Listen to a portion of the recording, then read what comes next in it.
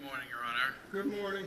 March 25th, 2026, Courtroom 2, Lawrence Superior Court. Calling the criminal matter of Como versus Kelsey Fitzsimmons, 2025, 77 CR 311, scheduled today for continued jury waive trial. Could counsel please identify themselves for the record? Good morning, James Capitosi. Good morning. Good morning, Your Honor. Marina Moriarty. Good morning. Good morning, Your Honor. Martha Coakley for the defendant, Kelsey Fitzsimmons. Good morning. Good morning, Ms. Fitzsimmons. Good morning, Your Honor. Timothy Brayley, Your Honor, for Ms. Fitzsimmons, Ms. Healy, Mr. Leonard, and Ms. Sasser with me as well. Thank you. Okay, thank you for the summary. I appreciate it. You can have a seat.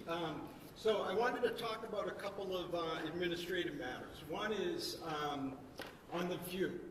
I've decided that the most efficient, transparent way to handle the travel to and from the view is to do it like we do a jury trial. And that is that I intend to order a bus, and the attorneys, the court staff, the defendant will all travel together on that bus like we do during a jury trial along with our court officers.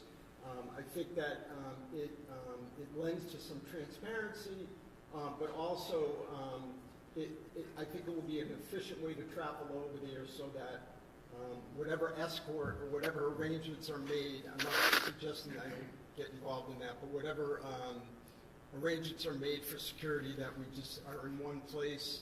Again, it's what we do for jury trials, so let's do it that way.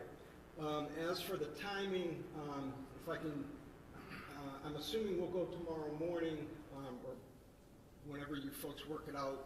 Just work out the time with Mr. Ruane so he can get the bus scheduled, but we do have a reservation-ish right now, it reserved for tomorrow morning.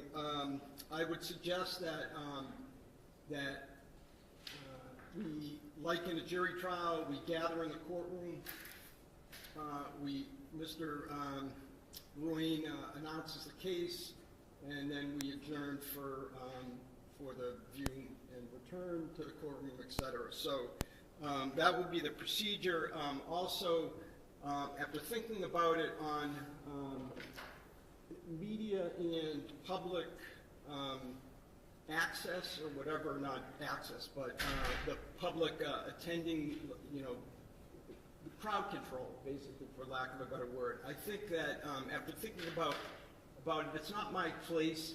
I think that I don't intend to issue an order. The state police and the local police always do what they do, and they do it well, and they don't need me meddling.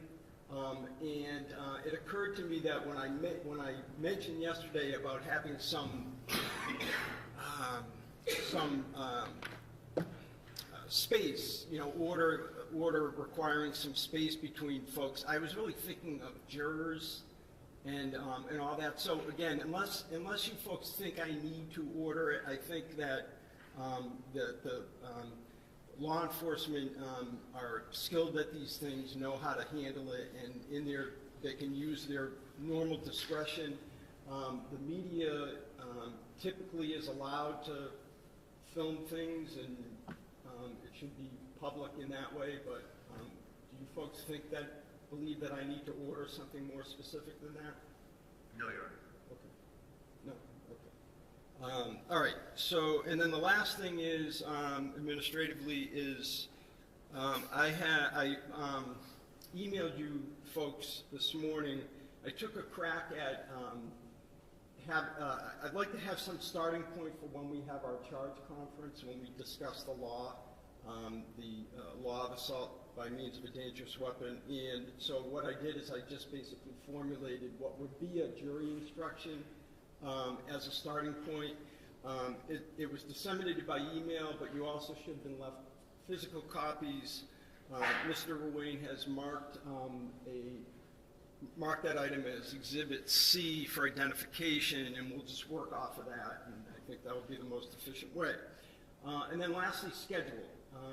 Commonwealth, you're going to be calling witnesses, one witness, okay, and then you'll be ready to proceed into the defense case? Yes. Okay. All right, let's proceed.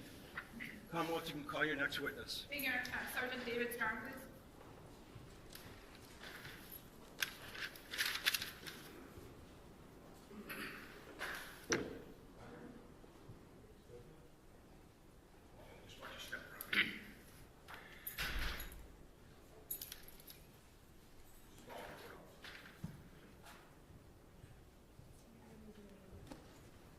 You raise your right hand, do you solemnly swear that the testimony you're about to give in this cause now in hearing shall be the truth, the whole truth, and nothing but the truth, so help you God? Thank you. Good morning. You can have a seat. Pull yourself right up to that mic. May I? Yes, please. Good morning. Good morning. In a nice loud voice, if you could please state your name and spell it for the record. Yes, my name is David Strong, S-T-R-O-N-G. And how are you employed, sir? I'm a sergeant on the Mass State Police. How long have you been employed by the Massachusetts State Police? 14 years. And if you could just give us a brief chronology of your assignments while on the State Police. Yes, I graduated the State Police Academy March 2012. Was assigned to patrol. 2018, began working out of the State Police Detective Unit. And then in 2025, I was promoted sergeant. And is that the State Police Detective Unit assigned to the Essex District Attorney's Office? Yes. And as a trooper assigned to, and then as a sergeant assigned to the Essex District Attorney's Office, what are your day-to-day responsibilities? We conduct death investigations, homicides, suspicious deaths, unattended deaths, non-fatal shootings or stabbings, as well as officer-involved shootings. I'd like to direct your attention to June 30th of 2025. Were you working that day? Yes, I was the on-call supervisor. And what's it mean to be the on-call supervisor? For 1 week a month, where we supervise the troopers. If they have any questions or if there's a homicide or a serious event, then we'll go out to assist. And at some point during that, was it a Monday? Yes, And at some point during the day, did you get a call from one of your troopers? I did. And as a result of that phone call, what information did you learn about what you would be doing next? I learned that there was an officer-involved shooting in North Andover, so I responded along with my detective lieutenant, as well as crime scene services and ballistics. And a number of other troopers that you supervise? Yes. Several other troopers from my office also responded. Do you remember about what time of day, what address did you respond to? 125 Phillips Brook Road. And about what time of day did you arrive? I believe I arrived at around 6 p.m. And what was the state of the address at 125 Phillips Brook Road when you arrived? The residence was taped off. There's a perimeter outside the house. And who was at the scene at that time? At that time, it was just North Andover PD. And effectively, what happened once the Massachusetts State Police arrived? I joined Trooper Ortiz, who also works in my office, and we took control of the scene. And what was one of the first things that you did while on scene? I was given a brief summary by Lieutenant Daly about what had occurred. And after learning from Lieutenant Daly about what occurred, what did you do next? I drafted a search warrant for the residence. And at some point, was the search warrant authorized by the court? Yes. And at that point, did you and members of the Firearms Identification Squad, Crime Scene Unit, and other troopers from the DA's office enter the house? Yes, And did you participate in the search of the residence? I did. And did you, at some point, focus on one particular room? Yes. And what was that room? It was the bedroom on the second floor. And was that the bedroom to the right or to the left? To the right.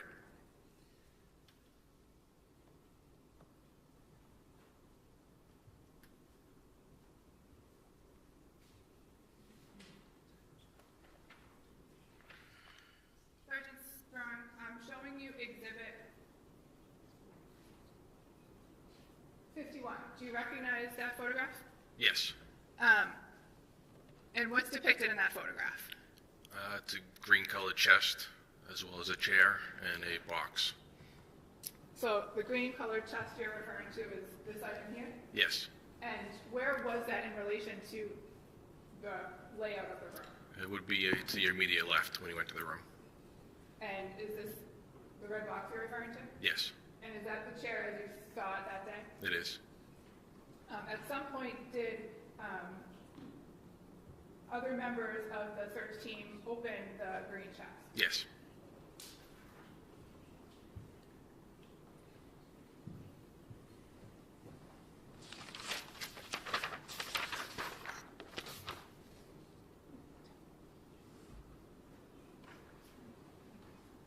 Your Honor, may I approach?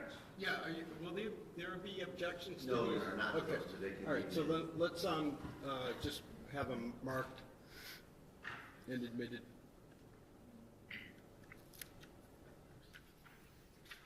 Exhibit 97, so marked.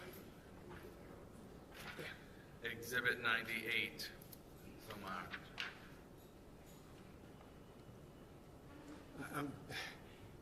Was it 98? 97? And 97 and 98? Yes. Okay, thank you.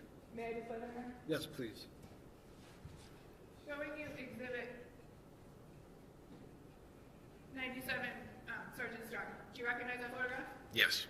And what's depicted in that photograph? That's the inside of the orange-colored chest with 2 firearms and firearms case. Is the firearms case the black box? Yes. Okay. At some point, did you or other members of your team move those items? Yes. And where did you move them to? To the bed. Move to the where? The bed. The bed. Okay. Showing you exhibit 98. What's depicted in exhibit 98? It's a firearm that was located inside of the box, the gun box. So that was what was in the closed box in the green chest? Yes. And what are these items here to the left? Those were the other 2 firearms that were inside that same chest. So there were 2 firearms, total of 3 firearms? Yes, sir. Okay. Trooper Strong, do you know what kind of firearms these were? I believe they were all 6 hours.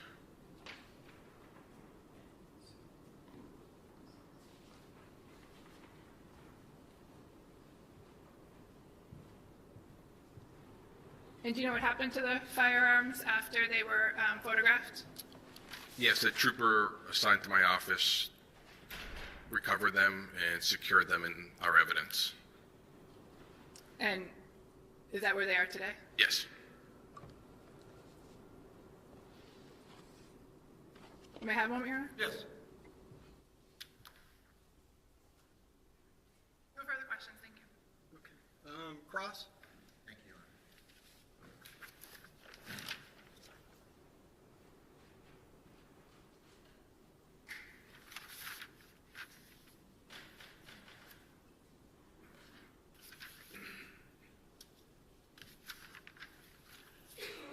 Trooper Strong, good morning, sir. Good morning, sir. Trooper, you're the lead investigator on the case from the state police, correct? I am. And you're a sergeant detective, Yes, sir. and you work at the Essex County District Attorney's Office? Yes. Part of your job is to investigate officer-involved shootings? That's one of them, yes. Yes, okay. And do you also do homicides? What's that? Do you investigate homicides as Yes, well? sir. Okay. And in this case, when was it first brought to your attention that there was an officer-involved shooting? So the on-call trooper received the call about the shooting, and then he called me. And who was the on-call officer? We had Trooper Ortiz. And when you received that call, what did you first do? I notified my detective lieutenant, and we responded to the scene. Is that Detective Lieutenant DeMeo? Yes, sir. And what time was the shooting? I don't recall off the top of my head. Was it approximately 6 p.m.? Around there. And what time did you arrive? Probably 25 minutes after I received the call, 30 minutes after I received the call. All right, 6:30-ish, about Yes. 6:30? Okay. What did you see when you got there? The house was taped off, and there were detectives and police officers standing outside. Now, I'm going to ask you to distinguish between North Andover police officers and state police officers. Okay. When you got there, who was in control of the crime scene? At that time, Trooper Ortiz was there first. Okay. and then I arrived. Do you know when Trooper Ortiz got there?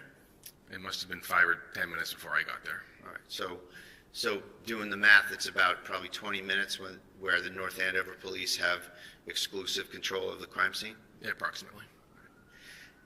Did you recognize or know any of the North Andover police officers that were there? No, sir. Did you recognize or know the chief of police for North Andover? No, sir. Did you meet any North Andover police officers when you were there? I spoke with Lieutenant Daly and Lieutenant Domenico.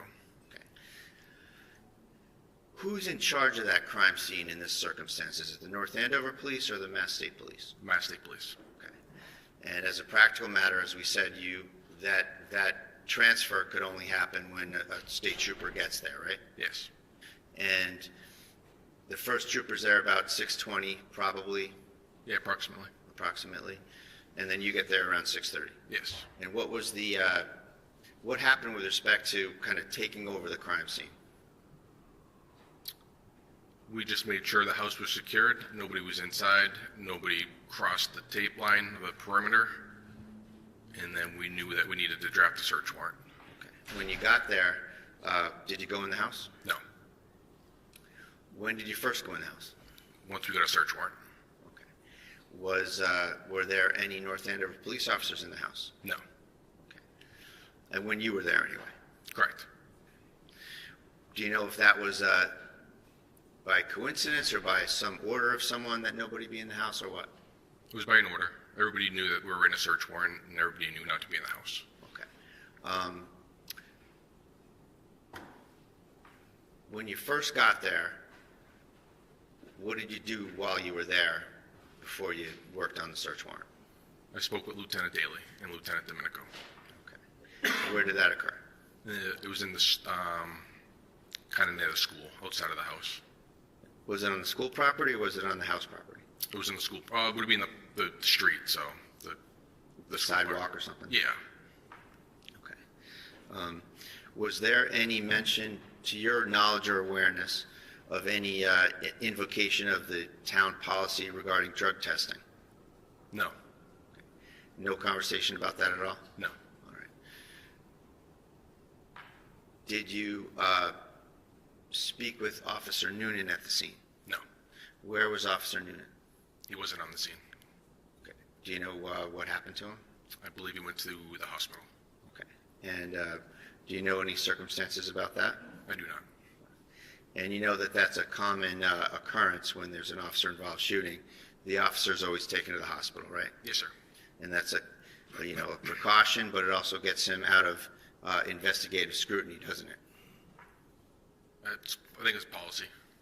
Right, okay. So then you decided to obtain a search warrant, and the reasons for that were what? That the person that was shot owns the house, and they're not around to consent? Is that a fair statement? Correct. Okay. At some point, Ms. Fitzsimmons was charged with assault as well as assault with intent to murder, right? Assault, I should say it better. Assault by means of a dangerous weapon and assault with intent to murder. Officer Noonan, correct?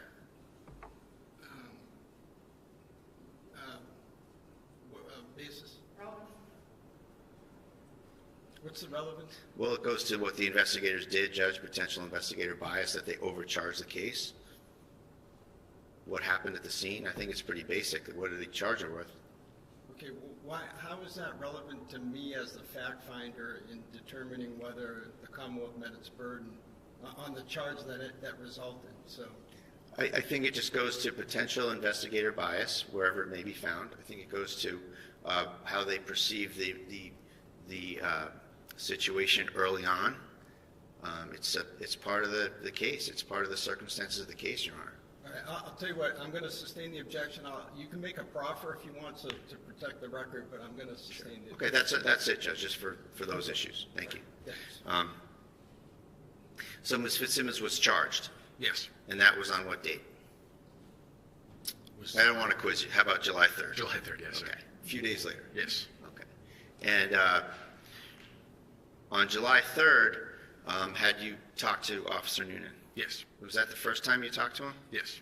All right. And where was that? North Andover Police Department. And what were the circumstances of that? We met in a conference room at the police department. It was myself and Detective Lieutenant Robert DeMeo, as well as an attorney.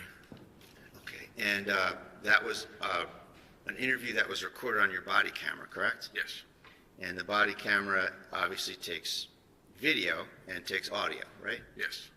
And now in that interview, you put your body camera on the desk, right? Yes. And you didn't put the body camera on the person you were interviewing, though, right? I don't recall exactly where it was facing when I put it down.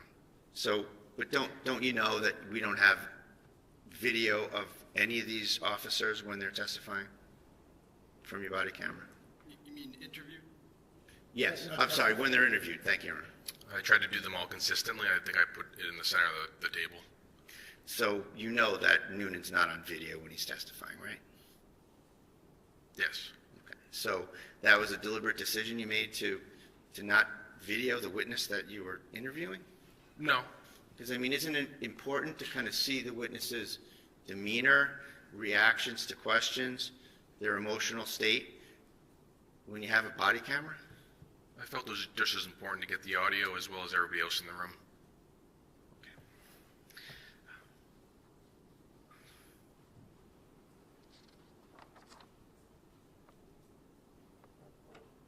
And in this case, Trooper Strong, you wrote a report that's kind of like what we call a PC report, right? For the You know statement that of facts? terminology? Right. Yes. You, is that your only report in the case? No, I drafted several reports. Okay. And in terms of the report for court, you sort of encapsulated the statements of all the other people in the case, right? I believe I summarized 3. Okay.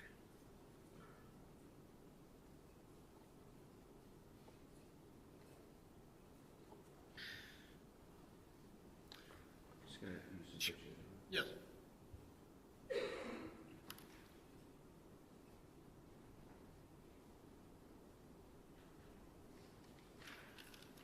Showing you Exhibit 51.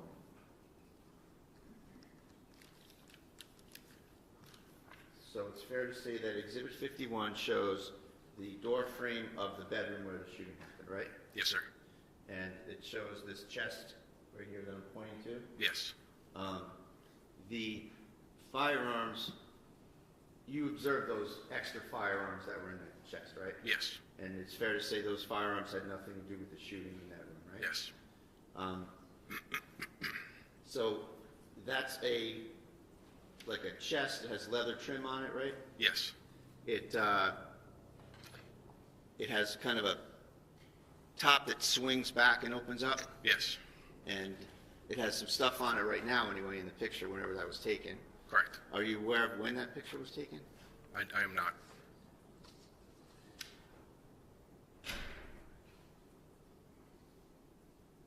And it's fair to say that the end of the chest kind of lines up with the door frame, right? It's very close. So to get into that chest, you don't really need to disappear behind the door frame, do you? I don't know, sir. I mean, there's a chair there as well, right? I'm not sure where the chair was at the time. Yeah, but it's there in the picture, right? It's there in the picture. And the pictures are offered as evidence of the crime scene, right? Yes. Okay. May I have one moment, please, Your Yes, Honor? take your time.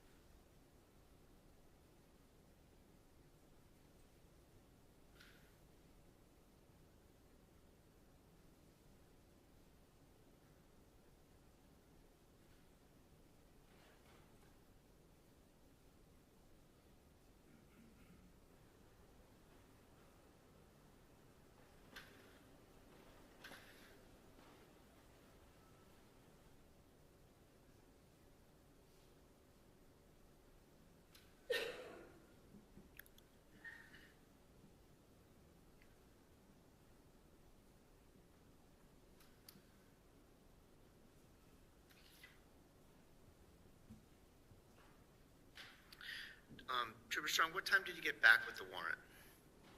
I believe it was before midnight.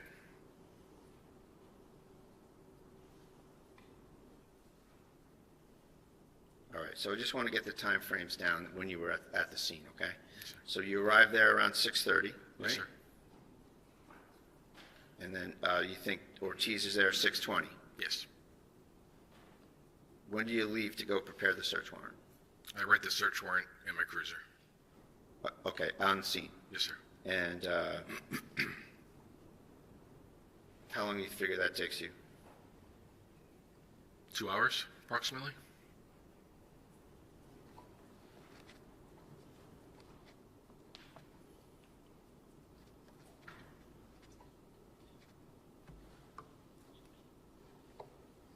Then what did you do when you had the search warrant drafted? I contacted the clerk. Did you involve any assistant district attorney from the Essex DA's office? Did I involve one? Yeah. Yes. Okay. And when was that? I believe on scene. On scene? Who was on scene? ADA Guptosi, Detective Lieutenant Robert DeMeo.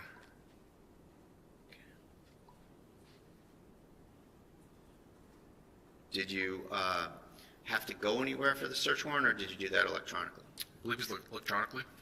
And you emailed it to the clerk. Do you know when you emailed it to the clerk? I do not. When did you get approval? It was sometime before midnight. And while you were there, were you, obviously you're busy writing a search warrant, you have a lot to do.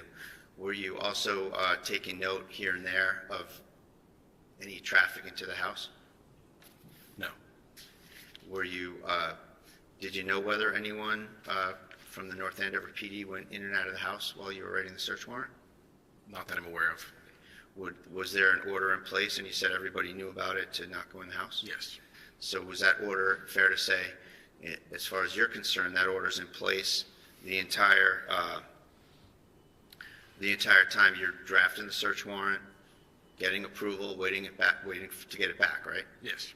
And so it's fair to say that no North Andover officers were supposed to be in the house from the time you got there, and that's presumably when you gave the order? They never went back into the house after I got there. Okay. At any point. And then no one went back in the house. And then once you had approval from the clerk on the search warrant, you went in the house very late. Yes. And so what time did you go in the house? I don't recall. I believe it was just before midnight.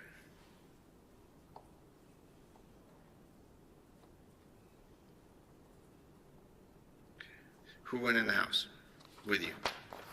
Crime scene services, ballistics, and other members from Essex SPDU, State Police Detective Unit.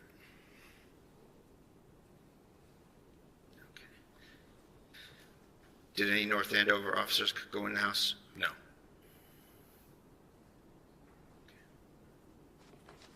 One moment, please, Your Honor. Yes, take your time.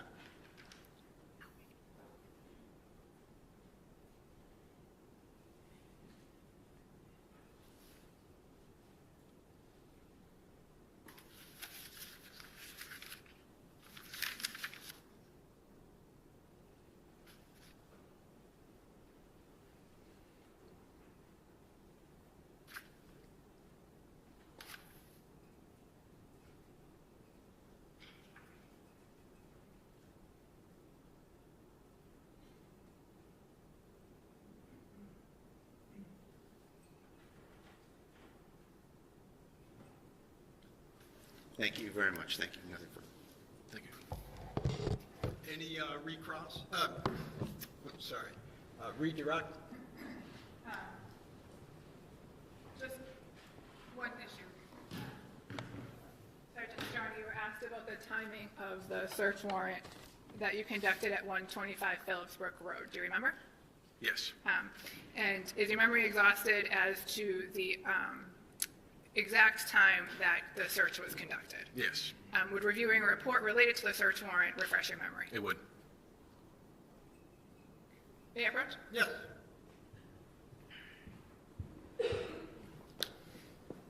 for direct your attention to paragraph 1.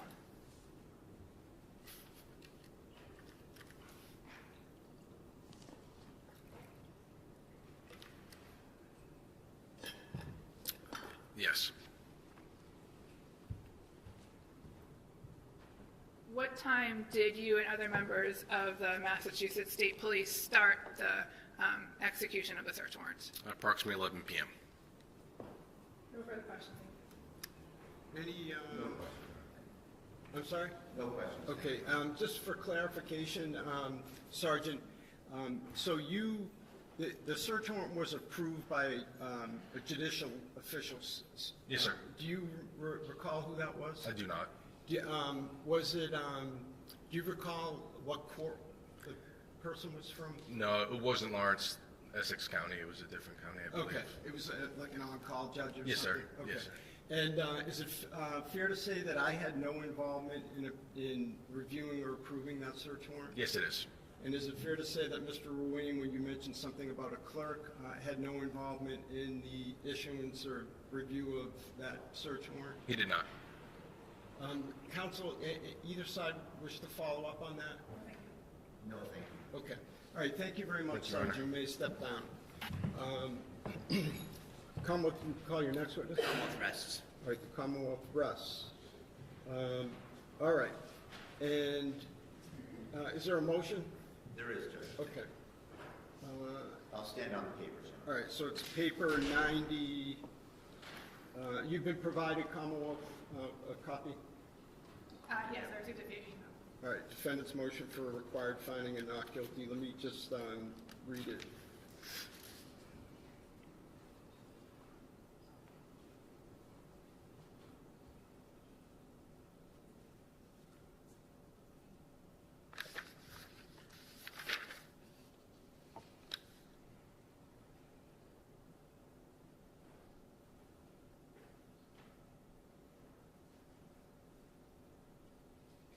All right, and Mr. Bradle, did you want to be heard on the motion? I'll stand on the papers. Okay, all right, the motion is denied.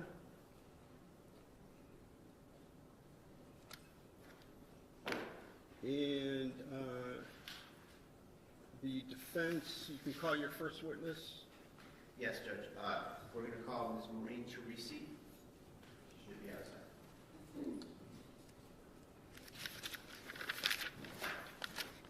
Maureen Teresi.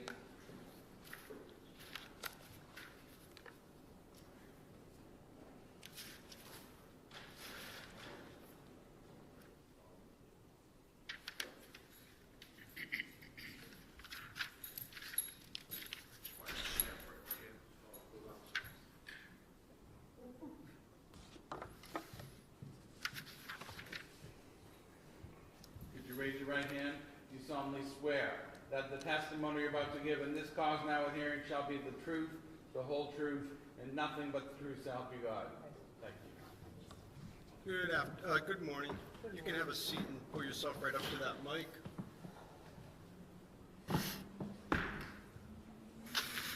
May I inquire, Your Honor? Yes. Good morning, ma'am. Good morning. Please state your name and spell your last name. Maureen Teresi, Torrisi, And where do you live? in North Andover. Okay, do you live in a condo complex there? I do. What do you do for a living? I am a stay-at-home mom, I guess. I guess I'm retired. What are you retired from? The construction industry and home staging, design. How long have you been retired?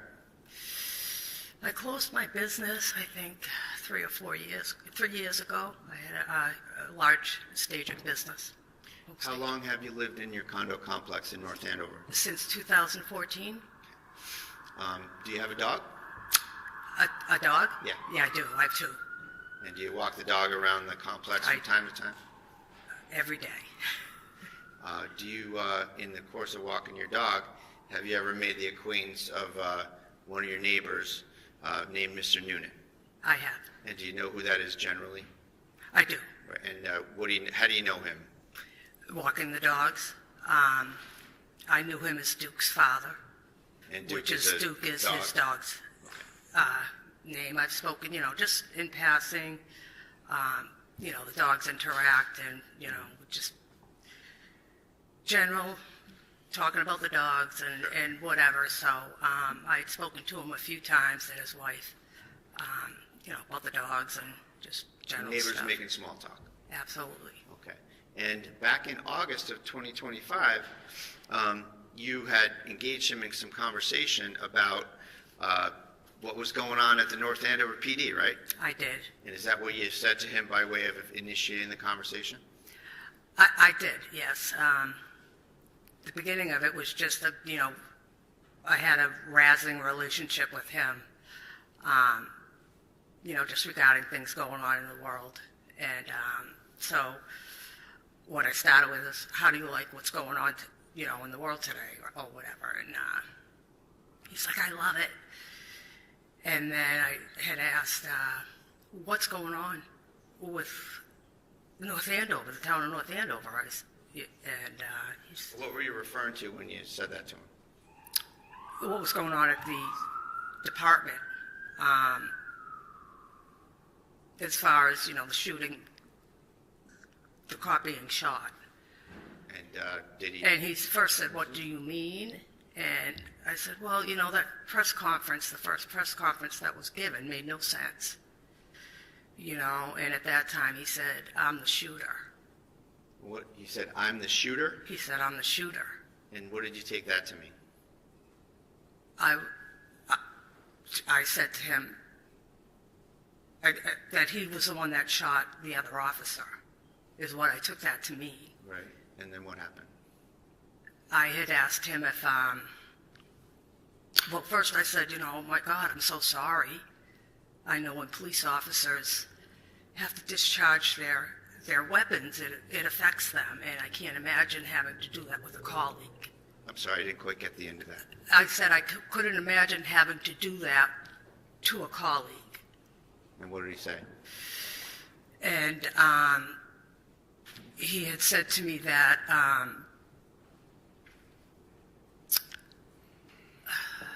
sorry, I'm a little nervous. That's He okay, take your time. had said that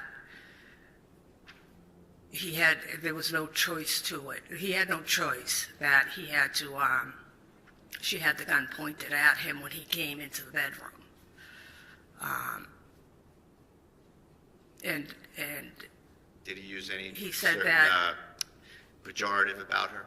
I'm sorry? Did he use any certain pejorative about her? I What did he call her? What did he call her? Mm-hmm.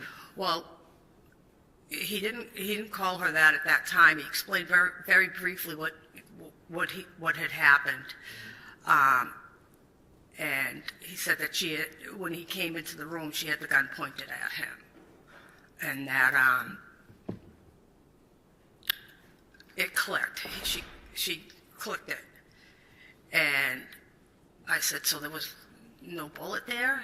And he said it clicked, and that he wasn't going to let her get a second shot off, and that he had to shoot her. And I'm like, well, that doesn't make any sense. And I had asked why they went to her house, the three of them went to the house instead of having her go to the station. And why wouldn't they, if they were going to the house to take a baby, why wouldn't they have had some social services there with them? And he said, well, she's a fucking whack job. Oh, sorry. No, I'm sorry. You don't have to apologize. You have to say what was said. Okay. And- And he said that she's an effing, whack job. So was that in response to you saying, why didn't you have social services go to the house? Yeah. And I was like, wow, that word is used. Objection. Yeah, sustain. Next question. Sorry. That's okay. So not what was said so much, Okay. but did you engage back with him about the, let's say, the propriety of that usage? I did. After that, did you end the conversation with him?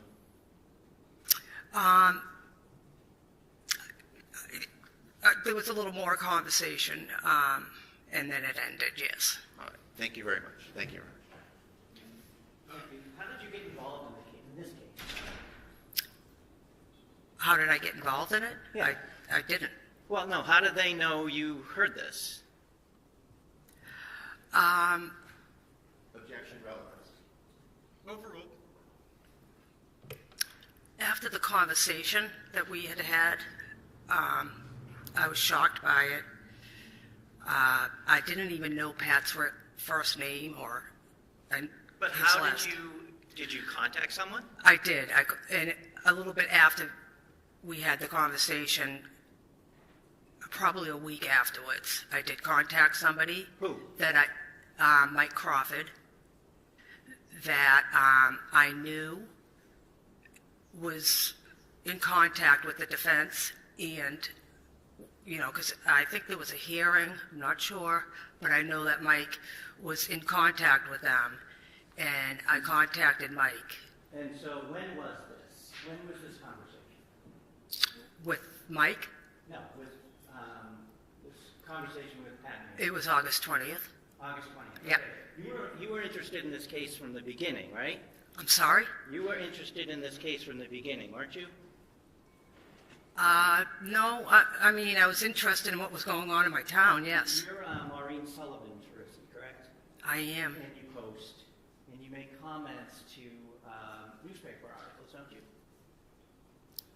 About this? Yeah. I could have, yeah, Okay, sure. can I have a picture on it? Yes, you've shown it to defense? Yeah, they have a copy.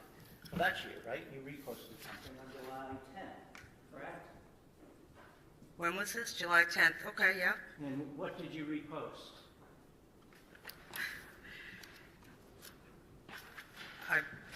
Meaning what? What do you mean? What did I repost? It's a Yeah, it's a article simple from question. I'm sorry, it's an article from, it looks like a post from Mike Crawford. Right. I reposted that. You reposted that. But the Yes. post, well, what did you repost? I can't see it. Like, what's the context of Mike's? You did it. I understand that. Second, please, please. What is that? Hold on, please. I'm not raising my voice, anything more than to just have a timeout, but hold on one second, ma'am. Just wait for, and Mr. Gubitosi has to do the same. We can't have two people speaking over each other. So, Mr. Gubitosi, why don't you ask the question again? All right, thank you. You don't remember what you reposted? I can't see, no. Okay, From maybe- July 10th, I can't read. My point being is, I'm sorry, I can't see it, is my problem. If I may, for the witness, exhibit it up here, maybe if it's bigger. Any objection? I don't see the relevance of this, Judge. I object. All right, well, And there's no foundation as to why it might affect our state of mind But- or advise. all right, let's first things first, let's mark it for ID. I can't read it either for the record, so. I make a lot of statements. Exhibit E for identification. Okay, all right, now, I guess my question for Mr. Gubitosi is, why would the, putting it on the screen I just want allow her it to be see more legible? Well, it may be bigger, then I would ask her to go up to the screen to look at it. Maybe it won't. Is there an objection? I can't read it, so I don't know what it says, so I don't know if I should Okay. object to it. All right, so let's take it a step at a time. So, you can put it on the screen, she can take a look and just yes or no whether it allows her to read it. You can get off the stand and approach the screen if you'd like. And I'm sorry, Mr. Ruane, that was exhibit what? E. Read the big print. Up here, Yeah. Attorney Tim Brado of North Andover Police, use of deadly force against his client, North Andover Police Officer Kelsey Fitzsimmons. Okay. And so it's a statement. I'll let you get back at the. Just for the record, I could not hear what she just said. I could see I can some of read it, it but. from here, the big, Okay. Writing, it's just my eyesight's horrible. Sure. Yeah, I just can't read the context. Says Attorney Tim Bradle on North Andover Police use of deadly force against his client, North Andover Police Officer Kelsey Okay, Fitzsimmons. so you reposted Simmons. the statement that Attorney Bradle made about the case, correct? Yes. Okay.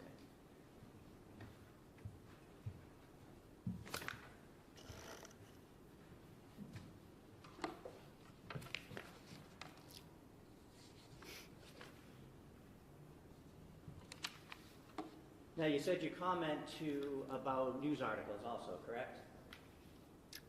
I have no idea. What, Okay, may I what do approach you, again, Your Honor? Yes. I'm going to show you and just ask if you can look and see if you recognize that. What's that date? August 14th. Okay, and do you see something that you wrote?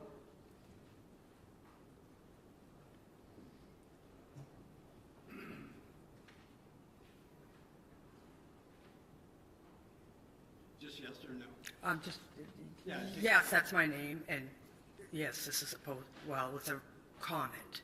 It's a comment that To a you post. made to an article, correct? Excuse me. Well, Hold on one second. Let's mark it for ID, please.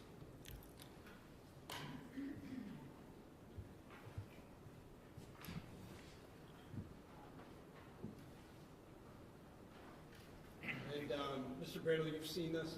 I have, Judge. Exhibit F, so marked. Thank you. So August 14th, you commented, correct?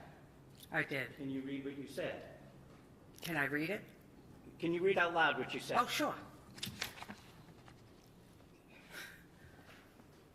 Joseph LaHood, who's I'm commenting too. Sure. Yeah. Got proof or evidence of this narrative? This incident was a setup from the get-go. Their narrative will not pass the smell test.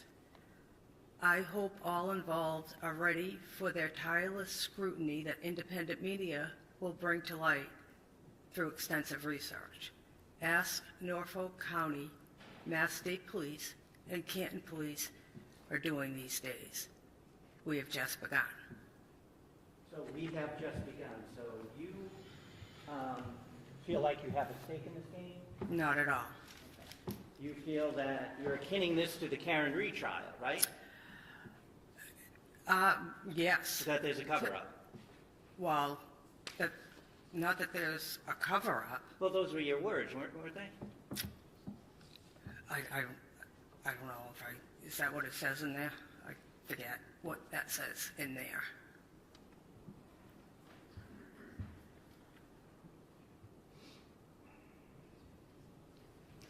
A setup from the get-go, correct? Correct. And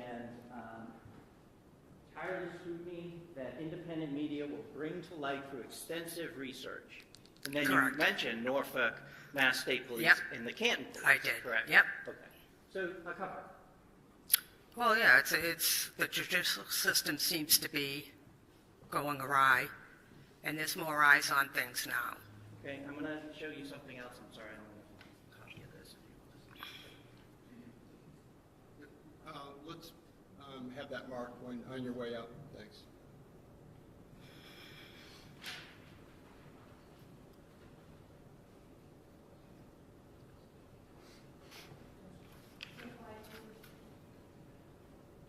Mark this for identification, please.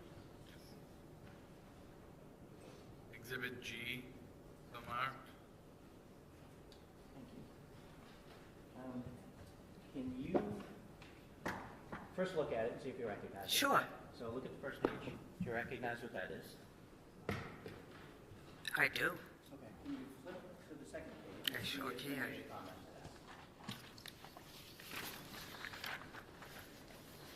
that. Yep, I sure did. Can you read the first page about it?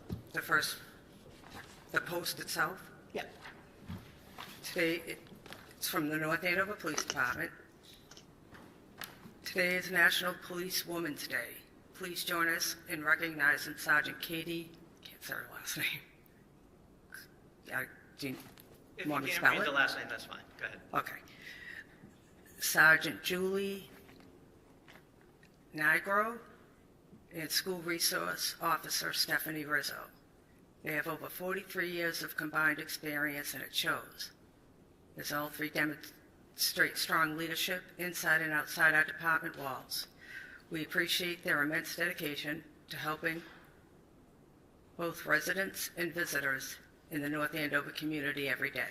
Thank you for your service. And you commented on that, correct? I sure did. What did you say? Wow, let's hope they stay safe from their colleagues. Thank you. I have nothing else.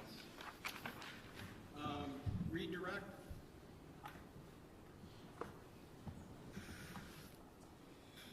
We're content, Your Honor. Thank you. Okay. All right. You may step down. Thank you, sir. And defense, you may call your next witness. Yes, Your Honor, the defendant calls Lauren Page. Lauren?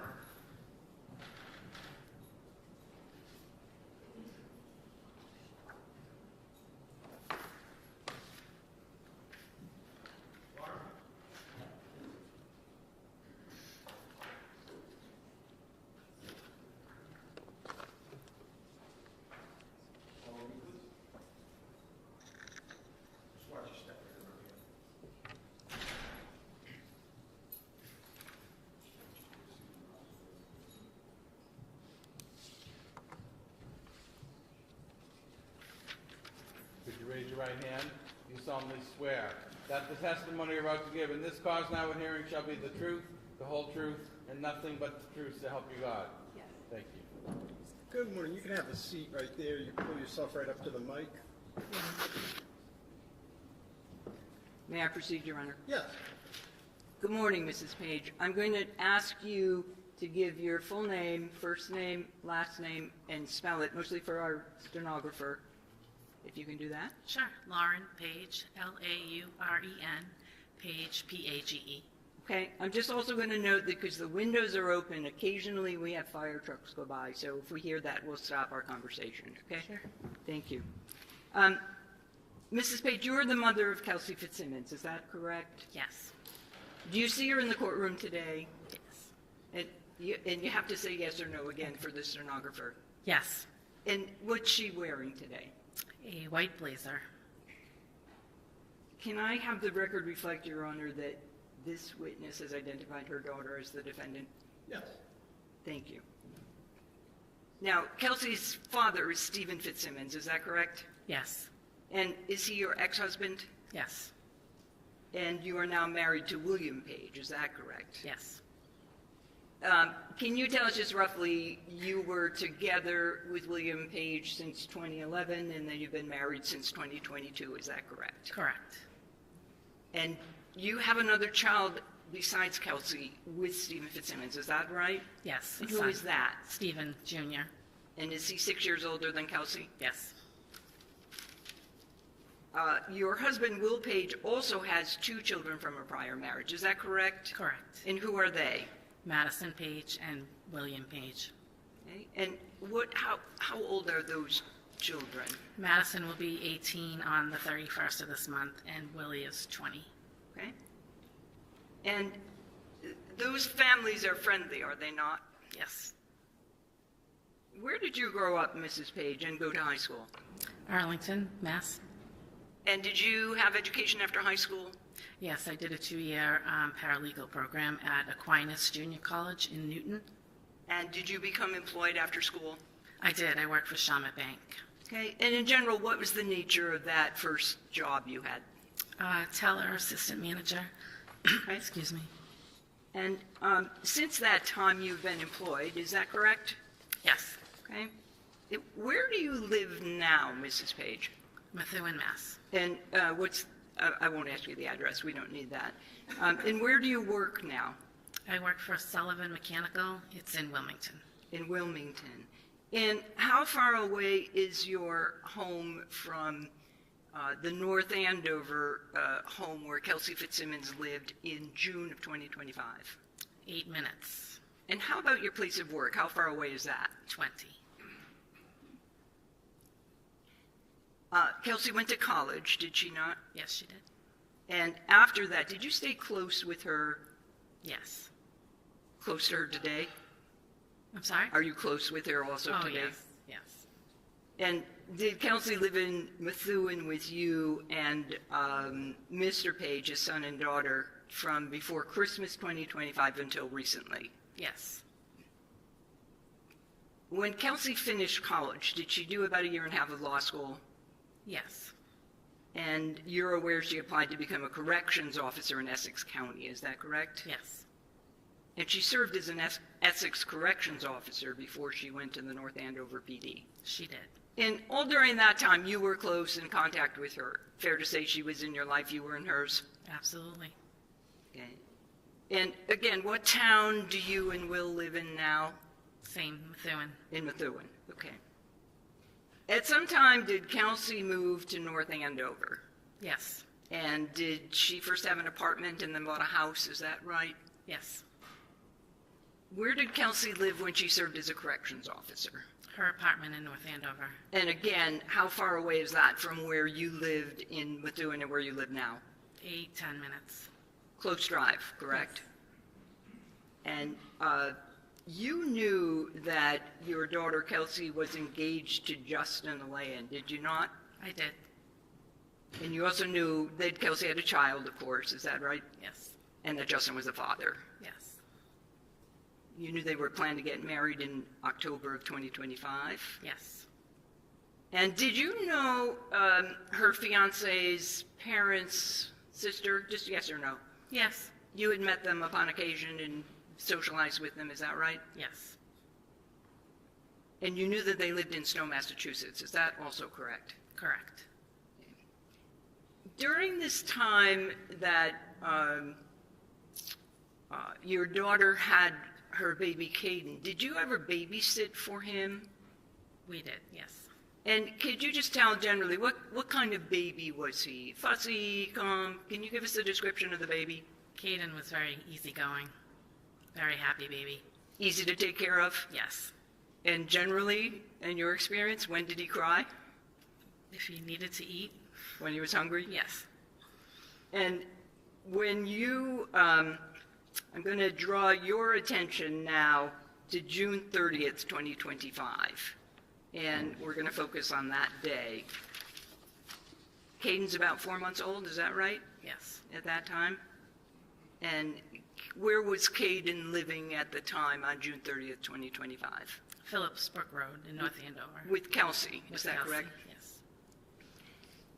Mrs. Page, did you know that Kelsey had been cleared to go back to work in a few days from June 30th? Yes. And on that day, were you aware that she was going to the North Andover Police Department in order to do some CPR training? Yes. Were you aware that she was going to take Caden with her during that training? I was aware. I'm just going to ask you yes or no. Did Kelsey call you that day? This is June 30th. Yes. And at what time, any time after noon, do you recall that she called you? 2:30. And did she give you some information about where she was headed when she talked to you? Yes, she was going to meet Justin at the Common in North Andover. Okay. And did she talk with you at some time to let you know if and when she was headed back to her house? Yes. Do you remember what time that was? 3:30. And did you and she agree to meet at her house? Yes, I met her at the house after work. And about what time was that, if you recall? 3:30, 3:45. Yeah. And you were working that day, right? Yes. And your place of work was close enough by that you could do that? Yes, my route to and from work, I drove by her house. So if you were going from Wilmington to Methuen, you would actually go by where Kelsey lived, Yes. correct? Do you remember what time you arrived again? What time did you get to Kelsey's house that afternoon from work? I want to say it was 3:30, 3:45. Okay. Who else was there when you got there? No, and just Kels and baby. And Kelsey. Yes. And just generally, without giving us the conversation, topic or topics did you discuss? Kelsey was sad that Justin blew her off and didn't show up at the common to meet her. She couldn't understand why. She was confused why he would ask her to come and then just ghost her. And what would you say was her demeanor at that time when you were talking with her at home? Sad, confused. How long did you stay once you got there around 3:30? I left around 5:20, 5:30.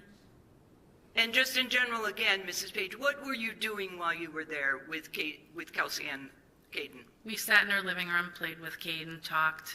I did some dishes in our kitchen. Basically just sat and talked. Okay. Do you know what time you left? Between 5:20 and 5:30. And where were you going immediately? Where were you headed to? CVS in Methuen. And originally you were going to CVS. Where were you originally headed after that? Home. And that's your home in Methuen? Yes. Right. Did you get another call from Kelsey while you were at the CVS? I did. And as a result of that call, Mrs. Page, what did you do? Went back to her house. Do you recall what time you arrived at her house? 5:45. So it's a pretty quick time between the time you left, went to CVS, and then went back. Is that correct? Yes. Tell us again the time to drive to CVS from Kelsey's house. Under 10 minutes. Okay. When you arrived at the house at that time, can you tell us what's the first thing you saw? Police cars. Okay. Did you go in the house? Yes, I went right up. And doors open. You've been in and out of that door before many times, correct? Yes, went right up to her porch. Okay. Did you see anything on the porch? There's a police officer holding Caden. And at that time, did you know which police officer that was? No. He was holding Caden, you said, Yes. correct? I didn't hear the answer. I'm sorry, no. Okay, thank you. A police officer was in uniform, correct? Yes. And you didn't know who he was at the time? No. What happened next once you saw the police officer holding Caden? Caden was crying, so I asked if I could take Caden from him so I could settle him down. And did the police officer give you Caden? He did. Is that still on the porch outside, or were you inside? Right on the porch, we exchanged the baby. So you're holding Caden, and what happens next? I brought him inside to Kelsey's living room, where there was another police officer. And did the officer who gave you Caden also come into the house with you? No, Do you know where he went? I don't. Okay. So you are holding the baby, you're in the living room with another police officer. And can you tell us what happened next? Justin walked in with his sister Courtney. And Justin is the fiance that we spoke about earlier, right? Yes. And his sister, what's her name? Courtney? They both came in while you were in the living room. Yes, they walked in. Do you know about how long you were there before they arrived? Minutes. Are you still holding the baby at this stage? Yes. Okay. And then what happens next, Mrs. Page? The officer in the living room asked me to hand Caden to Justin. And had either Kelsey or the police officer, when you arrived, told you about the restraining order? Just yes or no? No. And did you actually who did you give the baby to, I should say? I handed the baby to Justin. Justin turned and handed Courtney the baby. And what did they do next? Left. Did you have any conversation with them, just yes or no? No. Did they take anything for the baby with them, if you remember? Car seat, I believe. And they left together, if you recall. Is that? Yes. Yes, okay. Mrs. Page, when you arrived, did you see your daughter on the first floor? No. Did you know where she was? Upstairs. And while you were downstairs, did you hear anything coming from the second floor? Just yes or no for now. Yes. Can you tell us what you heard? I heard a gentleman say, "Kelsey, no, Kelsey, no." And then 2 gunshots. And can you give us some idea of how quickly those shots were connected to each other? It was Kelsey, no, bang, bang. Did you hear Kelsey say anything from the second floor? No. Could you hear her make any noises? Yes. And Mrs. Page, what happened next? I saw Justin run by the windows on the porch, and after that, officers came in, EMTs came in, running up the stairs, and I was let out of the house. I was let out by an officer. And what was your frame of mind, state of mind at that stage? I was pretty upset. And were you making any noise? I was screaming. When is the next time you saw your daughter, Mrs. Page? At the trauma room at Mass General. Your Honor, I have nothing further. No questions, ma'am. Okay, all right, thank you very much. You may sit, you may stand down, thanks. And defense, you may call your next witness. Yes.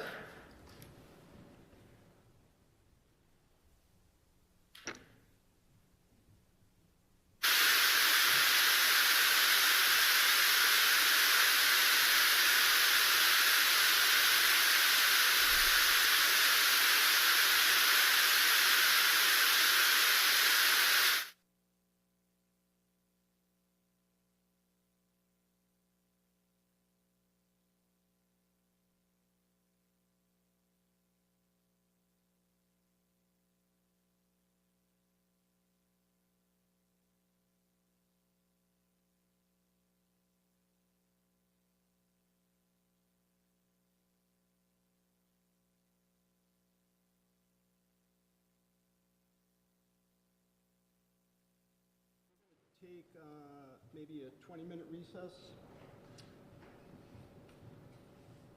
And we will stand in recess. All rise.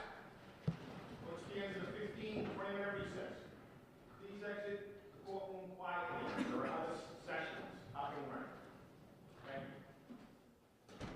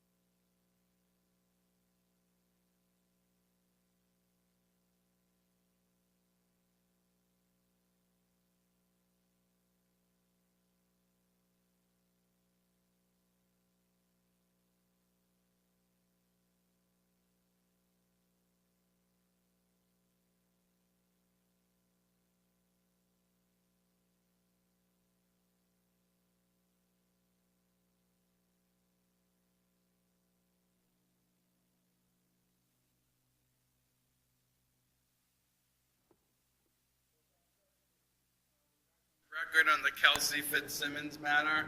All counsel and the defendant are present.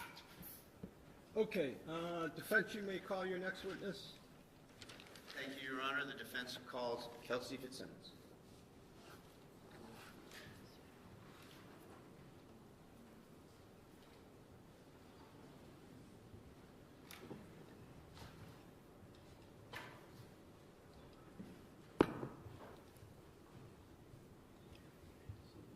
Would you raise your right hand? Do you solemnly swear that the testimony you're about to give in this cause now at hearing shall be the truth, the whole truth, and nothing but the truth, so help you God? Yes. Thank you. You may have a seat and put yourself right up to that mic.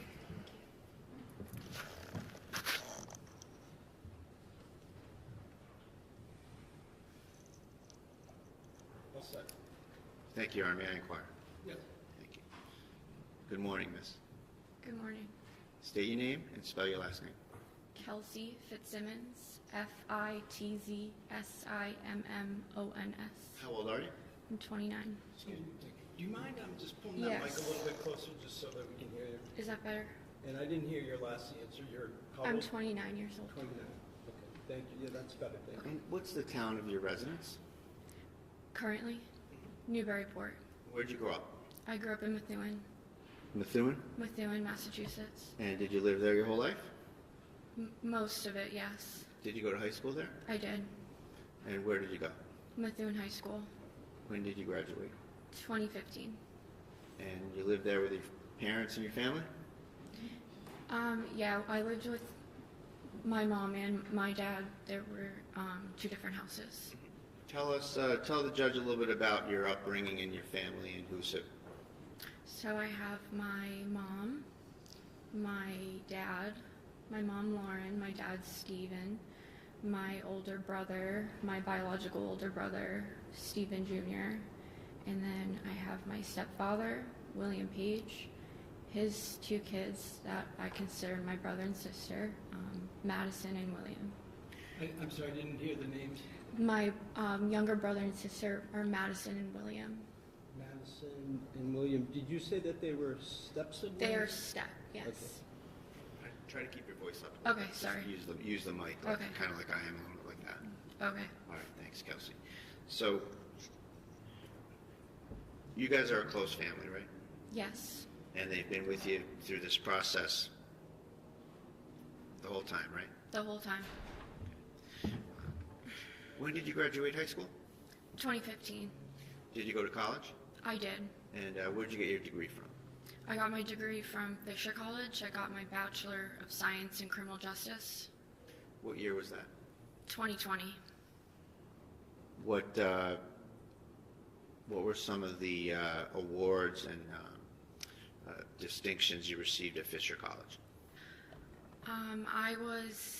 I think my junior year, I was inducted into the Criminal Justice Honor Society.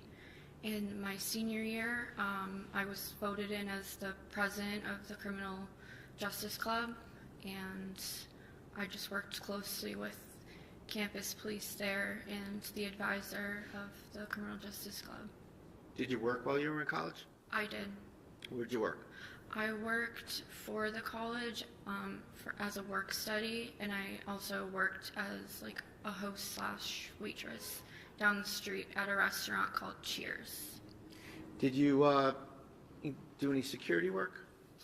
Yeah, in 2016, I was hired by Fenway Park Security, and I believe I worked there in 2017. And like throughout all of Fisher College, I worked for campus police as a work study, like a dorm proctor, checking IDs of students. Okay. After graduating Fisher College, you had the B. Is it a BA or a BS? Yes. BS in criminal justice. Yes. And what was your kind of goal for your life and your career with that degree? When I graduated, it was the peak of COVID, so everything got a little confusing on what my next steps were. My plan originally was to try to go straight to a police academy, but when I graduated, there was no police academies running, so I decided to because I love school, I decided to further my education and go to law school. Where did you go, and tell us about law school a little bit. I went to Massachusetts School of Law. I did about 3 semesters, and then some academies started to run again. And did that change your pathway? It did. What happened? The Essex County Sheriff's Department started doing Sheriff's Department academies again. So I applied to be a corrections officer, and that was in 2020. And I went through their academy in 2021. Where's that academy? Their academy is at the Northern Essex Community College in Haverhill, Massachusetts. And what was the course of study? Just in general, what did it entail, and how long was it? It was 3 months. It had to do with just the training of being a corrections officer. Our whole job was safety and security of the inmates that were housed in the jail. So it went a lot into safety and security. So you spent 3 months at the Sheriff's Academy, Yes, and you were hired by the Essex County Sheriff? I was, yes. When was that roughly? That was in 2021. I think it was September of 2021. What was your kind of original first assignment when you got to the Sheriff's Department? How did you start there? I worked in housing. I was assigned to housing the whole time I worked there. Did you have any other jobs while you were at the Essex Sheriff? When you pick up a overtime shift there, they kind of just throw you in where somebody's needed. So I did a lot of different jobs just through all the overtime I worked, which included transportation of inmates to and from court. I would work in programs. They have church and school for the inmates that reside there, and there's outer perimeter security where you drive a cruiser around the perimeter of the jail to ensure no one's coming in or out. I did things like that on my overtimes. Okay, and in terms of the transport, you were actually the person that kind of comes to here to court, goes into lockup, delivers prisoners, picks up prisoners, brings them back? Yes.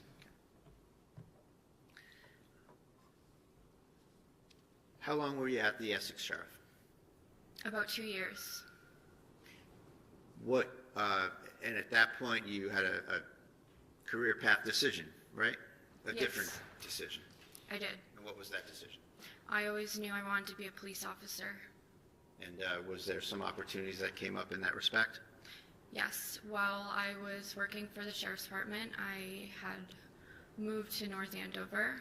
I really liked the town I lived in, and I wanted to work in it as a police officer. So what did you do?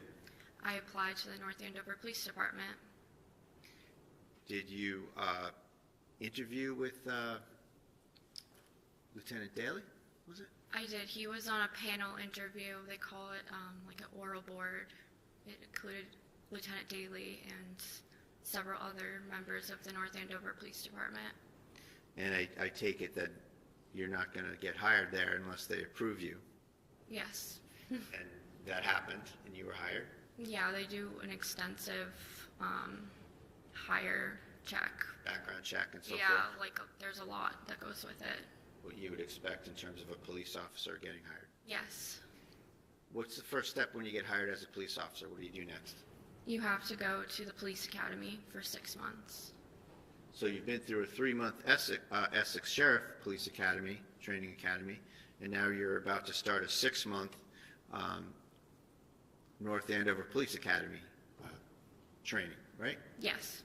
And where did that training take place? That also took place down the hall at Northern Essex Community College in Haverhill. And you spent 6 months going to that?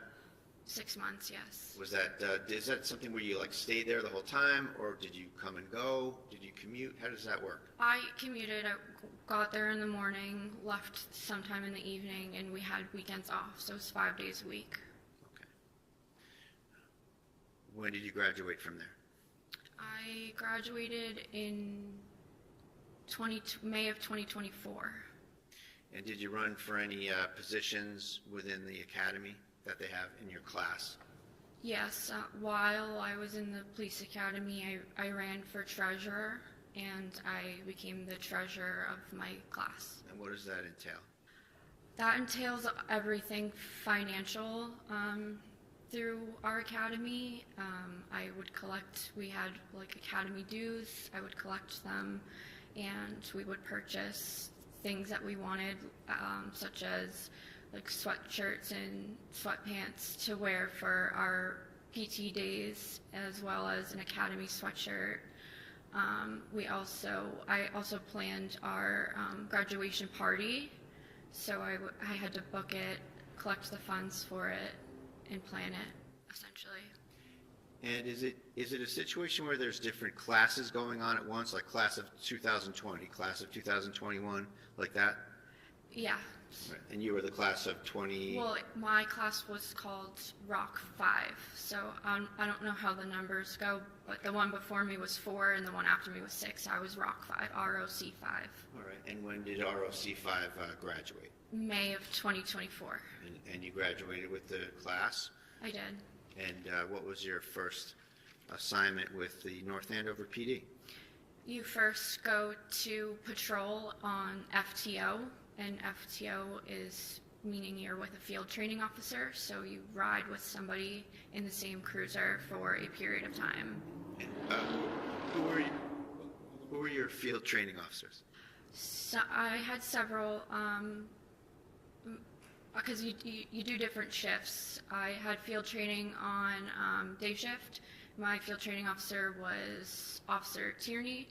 I had field training on the 4 to midnight shift, and my field training officers were Officer Furman, now Detective Furman, and Officer Sousa.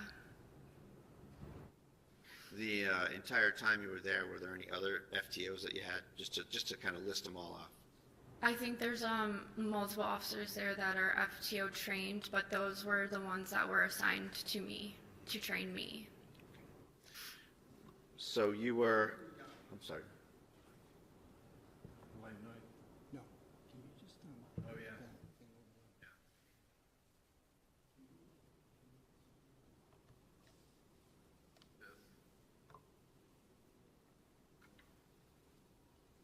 All set. Thank you. So, Ms. Fitzsimmons, in your employ at the North Andover PD, you assumed the job of a regular patrol officer at some point, I take it? Yes, I was a patrol officer. And after you finish with field training officers, do they have some sort of a say in how you function in the field and report back to the administration or the supervisors about how you're functioning? Yeah, so the supervisor on your shift, your field training officer gives them, I think it's a weekly report of how I did on calls and what calls we went on together and how I performed, stuff like that. And eventually, I don't know exactly how many weeks I was on field training, but after it's complete, the sergeant will take you in his cruiser, and you drive his cruiser and respond to calls or make traffic stops, and then he decides if you are signed off on. And I was signed off, and that day I got my own cruiser. And when was that, if you remember, just roughly? I think it was in the end of June or early July of 2024. And just a few things I want to just tick off on the list of things a police officer does. Did you serve restraining orders? I have before. Have you testified in court? I have. And you've made arrests? I have. Now, at the time, moving over to your personal life, at some point you met someone named Justin Elaine, right? Yes. And what was your experience with Justin Elaine in a nutshell? My experience in a nutshell, we met through Facebook. We went on a few dates. We ended up hitting it off. While I was in the academy, we were dating. He is a North Andover firefighter, at my police graduation, he pinned me, and then I would see him on calls sometimes, and we eventually moved in with each other. We got engaged. We had a baby. And what was the baby's name? What's the baby's name? My son's name is Caden. How old is he today? He's 13 months. And Justin Elaine is the father? He is. What happened on June 30th of 2025? On June 30th of 2025, I woke up in the morning. Let me be more specific. Okay. I'm sorry. Did he take any actions relative to you in terms of your relationship that day? Yes.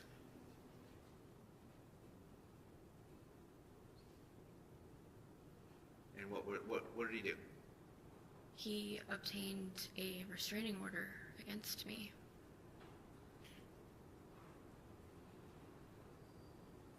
Is it fair to say that he broke up with you via a restraining order? Yes.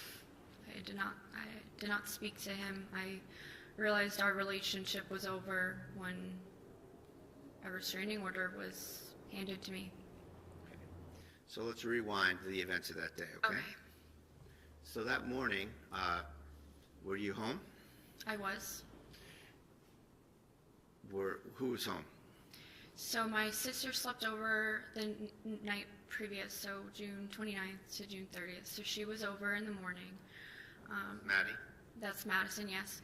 I was with my son. I had work at 1 p.m. I had to go to CPR training at 1 p.m. Okay. Now, had you been out of work for a while?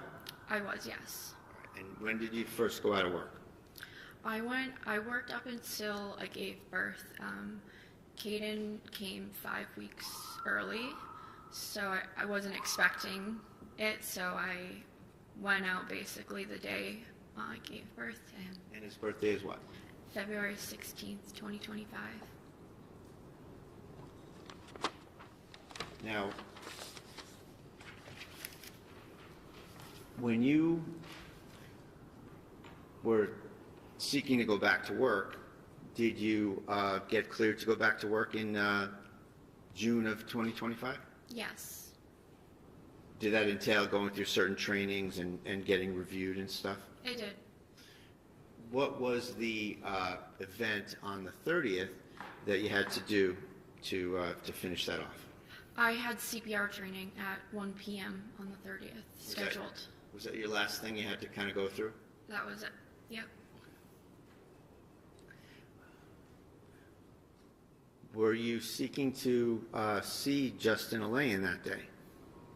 Yes, we had spoken through text and on the phone in the morning. I was asking if he would come home because he hadn't been home in days to be with Caden while I went to work, and his response basically was, I can pick him up and watch him.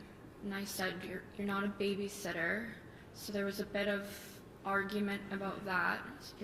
Text argument. Yeah, it was like, you're his dad, you're not a babysitter, you can come home. I don't understand picking him up and watching him. That was very odd for me to hear as his father.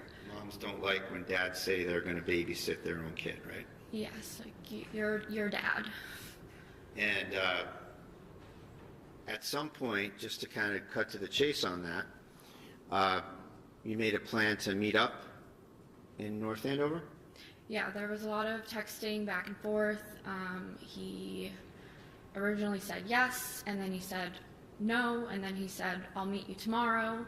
And I said, you have work tomorrow? That doesn't make any sense. He worked a 24-hour overnight shift. So, Was there something about gas money as well?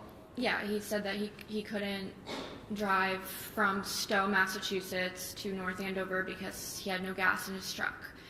And I just was trying to get him to meet me. I'm like, we need to figure this out. I go to work in a couple hours. Like, we need to figure this out. He called me while I was driving to work and said, I'm on my way to North Andover. Let me stop you right there. Okay. Let me just rewind you a little bit. All right. So there's some texting about this, right?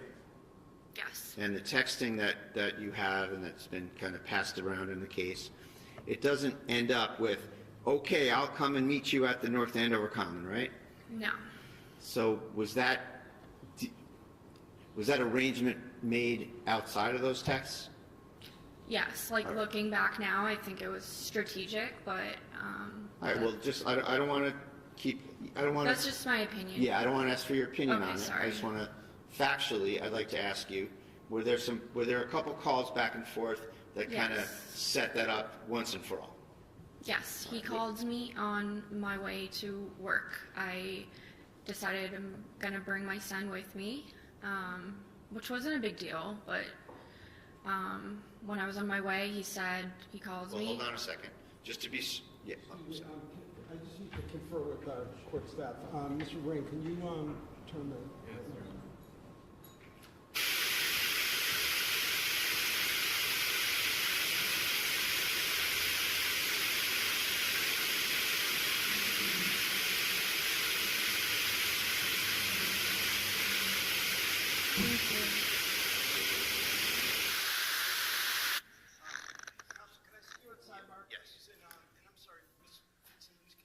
Of course, yes.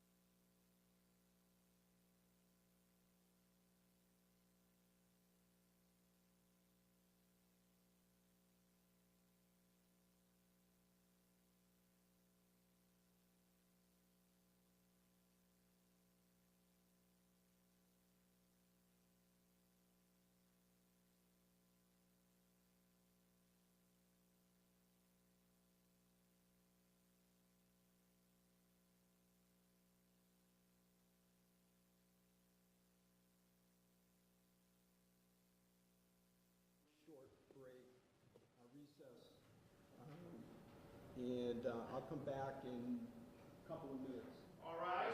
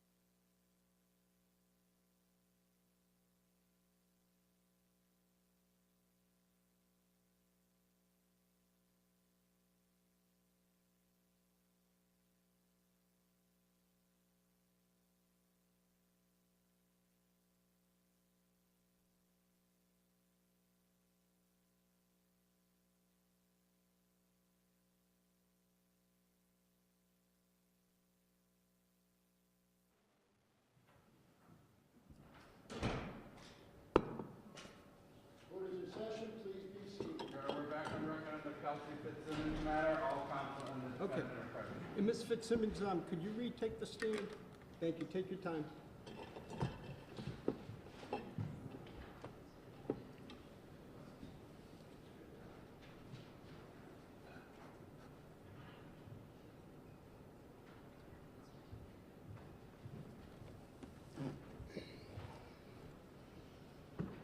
Thank you. And just again, pull yourself up to that mic. Yep. Then make yourself comfortable. May I proceed? Yes. Thank you. So, Ms. Fitzsimmons, the last discussion we were having was that you were arranging to meet Mr. Elaine at the North Andover Common, is that right? Yes. And did he call you about it when you were on your way to CPR training? He called me. I think I was putting Caden in his car seat. I missed it. And when I got on the road, I called him back. And what was the conversation about meeting up? It was quick. It was, Kelsey, I'm on my way to North Andover right now. My mom just gave me gas money. I'll meet you at the Common at 2. And I said, okay, I love you, bye. And the phone call had already hung up. Okay. And after that, you went to work? I went to work. With Caden? With Caden. And what was the schedule, what was on the schedule for today, for that day at work? It was a 1-hour CPR training, so it was going to go to about 2 p.m. So it was 1 to 2? Yes. Did you get there on time? I think I got there a couple minutes early. What was the layout when you got there? Who was there? Where'd you go? What was the general kind of mood of you going there? So, I knew it was going to be held in the community room. I was told prior that's where it was going to be held. So right when you walk through the officer's entrance of the police department, the community room is the first door on your right. So I just entered right through there. And you had your baby? I did. And it's fair to say this isn't a visit to the police department where you're in full uniform or anything, right? No, I was in a t-shirt. And that's because you're going to be training, working on, those rubber dummies that you train for CPR with, right? Yes. Okay. Who met you when you got to the police department? Who was there? Detective Gordon was conducting the training. I'm sorry, did you say Gordon with a G? Gordon, yeah, Gordon. Thank you. And you saw him? Yes, he was conducting the CPR training. Did you see any other friend and colleague officers around that time period? I saw Lieutenant Domenico as well. And did you have a chat with him? We didn't really talk because I was in the middle of the training. It was just we waved to each other when he was walking out of the door. What happened with Caden while you were doing the training? I asked Detective Gordon if he wanted to hold him because I figured he hasn't held a baby in a long time. So it's kind of funny seeing guys that haven't held a baby in a long time and they're like, but... Did he hold the baby? He did, yeah. Okay. And is he someone that you trust to hold your baby? Absolutely, yes. Do you let just anybody hold your baby? No, Detective Gordon was my drill instructor for my 6-month police academy. So I knew him more because of that. I saw him every day for 6 months. You trusted him? Yeah. And how did the training go? It went fine. Normal. Passed. How long did it take? It takes about an hour. What time did you finish? I think it was around 2 p.m. Who else did you see while you were at the station? Just Lieutenant Domenico. I was supposed to pick up my radio from an administration office upstairs. And I had texted the person that was giving me the radio and said, I'm just going to grab it tomorrow because I was more focused on go to the park. So I was like, I can just drive to the station tomorrow and grab my radio. Were you, quote unquote, on the schedule? Yes. Start soon? Yes. And what was the schedule when you were going to start? I was going on to the day shift, which is 8 to 4 p.m., and I was supposed to start on July 4th. You left the police station at about what time? Detective Gordon walked me to my car. I probably pulled out around 2:05. Where'd you go? I drove down Osgood Street to the Common. Who's this guy, Hunter Hassan? That was one of Justin and I's mutual friends that lives in the town of North Andover. Did you go by his house? Yes, so the only logical way to get to the Common from the police station is to take Osgood Street, which is what I did, and he lives on that street, so I had to drive by his house when I was on my way to the Common. Did you see anything at his house that surprised you? Yes. What did you see? When I drove by, I saw Justin's truck, and at first I thought nothing of it. I thought maybe he got into town before I got out of training and stopped in, like that would be normal. But then I started noticing other cars I recognized there as well. And Whose cars were those? I saw my maid of honor's car, Katrina Caruso. I also saw people standing outside near his pool. I know I saw his sister, Courtney, Justin's sister, and I know I saw Michelle Mitchell, which was another one of my bridesmaids. So I was like, what is going on right now? This meeting was not something that you knew about? No, I was supposed to be meeting Justin, and Justin was at our mutual friend's house with people, and I just was so thrown off. I was confused. Did you actually see Justin as part of those people you saw around his pool? I drove by quick. I saw a group of people. I recognized the trucks and the people I did definitively see, yes. I know Justin was there. From the truck? Yeah, from his truck. Okay. So in terms of your confusion, are you wondering if he's there or if he got a ride to the Common or something like that? Why didn't you just stop there and say, hey, what are you doing? Well, because I was just driving by, and then I was like, well, that was weird. So I tried calling Justin, and then that's when it just communication stopped. No more, he was not answering my texts. He was not answering any more phone calls. I even went as far to text his friend Hunter and say, what is going on right now?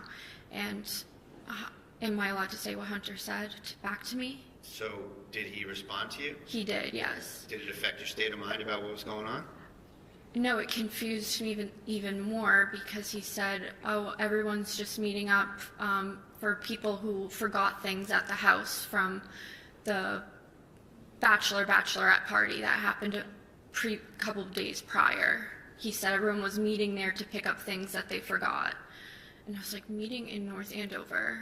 And I was trying to make sense of it, and I was like... Did that add to your confusion? Yeah, because I was like, this person lives... Your, do you have a question? Yeah, I just, so who said this and how? I didn't catch. So I had texted when Justin had stopped answering me. Yeah.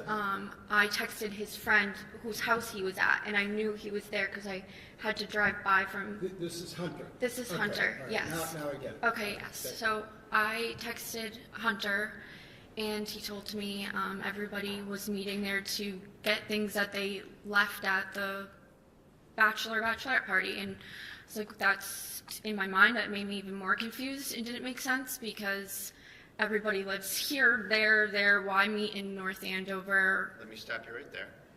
So as a result of that kind of adding to your mindset, sounds like adding to your confusion, right? Confusion, yes. Did you stick to the plan to go meet him at the Common, or did you divert somewhere else? No, I went to the Common. Okay. And you got there what time? It was probably like 2:10. And did you wait there with Kaden? I did. And approximately how long did you wait, if you can remember? It was at least an hour. It could have been more. Did he ever show up? He never showed up. What time did you make a decision to get out of there at some point? Yeah, well, I was receiving other phone calls, which were adding to my confusion. Not what was said, but from whom? They were from Michelle. Okay. And she was the woman who testified here yesterday, right? Yes. And she indicated that she was trying to meet up with you, and you were To get coffee. and you were trying to focus on I said, meeting with Justin. Trying to meet Justin. Okay. Like, I love you, I'll call you later. Trying to meet my fiance at the park. To Michelle, you said that. Yes. Okay. Did you go home after that? Yes. What time did you go home? It was at least an hour after 2 p.m., so sometime around maybe 3:30, because I know I was waiting a while at the park. Caden's bottle had run out of milk, or formula, I had to go home. Now, as you sat here for the last couple of days, you've heard a lot of business about where you parked your car. Do you remember that? Yes. So you didn't park in your driveway, right? No. And you're adjacent to a school at 125 Phillips Brooks Road, right? My neighbor to my right is And school. I should say for the record, your home is 125 Phillips Brooks That's Road. my home. Single family house in North Andover, right next to what school? The Atkinson Elementary School. And there's a big parking lot next to your fence line? Yes. All right. And when you came back from the common, you parked in there. Yes. Why did you park in there? Because I didn't know what was going on. I knew something was going on. I first have my fiance just not showing up to meet me and not talking to me anymore. And then somebody that doesn't know I saw them trying to call me, and they're trying to meet up with me. I'm trying to meet up with Justin. And a bunch of other people were there that didn't make sense, and I thought they were going to come to my house or something, so I didn't want anyone to know I was home. So I just parked at the school. Okay. Did this have anything to do with the North Andover Police Department? It had nothing to do with the North Andover Police Department. So you parked at the school, and as a young new mom, you probably had a lot of stuff you had to carry. I had his diaper bag, I had him in his little carrier, and I think I had my phone in my hand and my house keys. And you walked around and you went to your door? Yeah, it was genuinely a 60-second walk to my car to my house. Sure. From my car to my house. And you went into that porch door that we've seen on the video here. Yeah, and my there, right? front door, it leads to a porch. And then you got up on the porch and you make a left into another door into the house, right? Yep. Okay.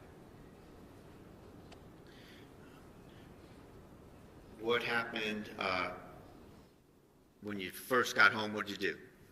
I made Kaden a bottle. I called my mom. I asked my mom if she would come over because it was like, what do I do? Like, what's going on? So you wanted some support from mom? Yeah, so like advice. My mom's my best friend. I knew she'd come over and maybe like have a different. Figure this out. Yeah. Sorry, I'll withdraw that, Judge. I'm just trying to move on. What was your? Mr. Brado, I'm sorry. I assume the objection is for leading? Repeatedly, yes. Okay. All right, yeah, if you can just stay away from leading, thank you. What was your state of mind about having mom come over? I was sad. I was really confused. And I wanted her advice. How far away does your mother live? She lives in Methuen, so it was her house is about 7 to 8 minutes away, but I think she was on her way home from work at the time, and she has to drive right by my house, or my old house. How was Caden at the common and then getting home? How was he behaving in terms of fussiness, or was he okay, or sleeping, or quiet, or what? I ran out of his bottle while at the common. I thought I'd brought enough. I think if my if our plans played out, I would have had enough for taking a walk in the common. But because I was waiting for so long, I ran out of his bottle and he started crying. I drove right home. And then at home you made another bottle and started to give him the bottle? Yes, beat him. Okay. What time did your mother get there? Approximately. Like maybe 5 to 10 minutes after I got home. And you did you visit with your mom for a while and consult with her on the situation? Yeah, we sat on my couch while I fed Kaden. She did some, my house was messy, so she was just trying to pick up around the house a little bit for me. And we were just talking. Okay. And did she leave at some point? She did. When was that? Probably had her over for about an hour. So maybe 5 o'clock she left.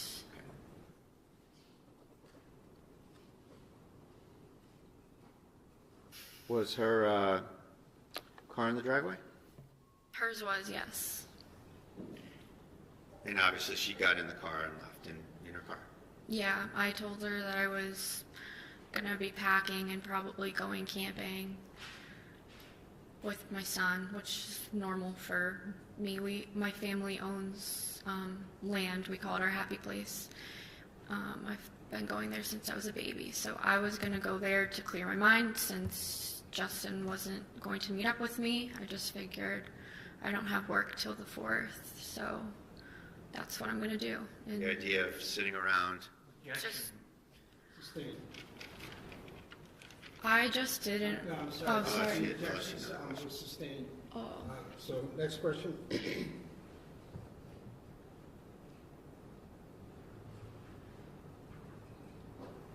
Why did you want to go up to the land? To clear my mind, I've brought Kate in there 2 times before, and for a 4-month-old baby, he crushed it up there. He loved it. So I just thought, I texted Justin, I'm going to my land. He knows what that is. He proposed to me there. He knows I call it my happy place, and I told him I'll send you pictures when I get service, and I love you because there's not good service up there. And that was the last thing I ever said to Justin. When your mom pulled out of the driveway, did you get a visit from the North Andover police? I heard someone knocking on my front door when I walked up to the porch. How long after your mom left did the police knock on your door? I know now approximately 3 minutes. And what were you able to do to figure it out pretty well?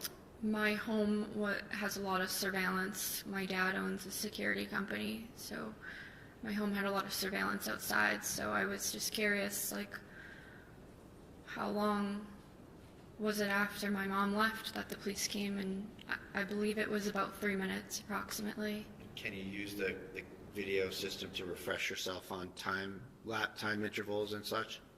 Yeah, yes. And while we're on that topic, are there timestamps on the clips from your house? Yes. And do you have any knowledge of the accuracy of those timestamps? At some point, one of the daylight savings happened, so my cameras were 1 hour off. And how off? Which way off were they? If it said it was 5 o'clock, it was actually 4 o'clock. Okay, so it's an hour ahead. Okay. So, hour ahead. All right. So in terms of any clips that come from your house, does the timestamp show hour ahead? Yes. Okay. So, are you referring to what's in evidence? Yes. Okay. All of those video clips? Yes, Your Honor. So, just want to make sure, did we say that right, that the clips are an hour ahead, or is the actual clip an hour behind? I have to think about this. I'm sorry. It's okay. We can come back to it later. I do that all the time. That's okay. How long after your mother left did you hear a knock on the door? Like 3 to 5 minutes. Where were you when you heard the knock? I was sitting on the couch feeding Kaden in my living room. What did you do when you heard the knock? I put the bottle on the coffee table. I got up with Kaden in my arms, and I opened up the door. You walked out on the porch and... I walked out on the porch. So there's like 2 doors. My front door leads to a porched-in area. Walked out onto the porch and opened up the front door for 3 police officers. And who were they? It was Lieutenant Daly, Officer Noonan, and Officer Houston. And Lieutenant, let's just go through each of them real quick for a second. Okay. Lieutenant Daly you talked about in terms of training and hiring and all that, right? Yes. And what about Officer Noonan? What was your relationship at the time with Officer Noonan? He had transferred after I had already started. We were on the same shift for a brief time. On one of our shifts, there was a really horrible call. So we'll get to that, but just Okay. generally in terms of your relationship. That's just like how our relationship kind of even started. That's why I brought it up. That's how Okay. we became like texting each other and kind of more than just like, you're just my coworker and I never talk to you, to we've had conversations and talked about personal things. Did you think well of him?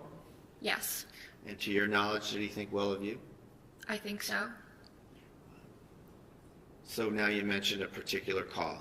Yes. And just so we don't have to dwell all over it, it's a call that involves a murder, suicide, and the murder victim is a young baby, right? Yes. And when was that call?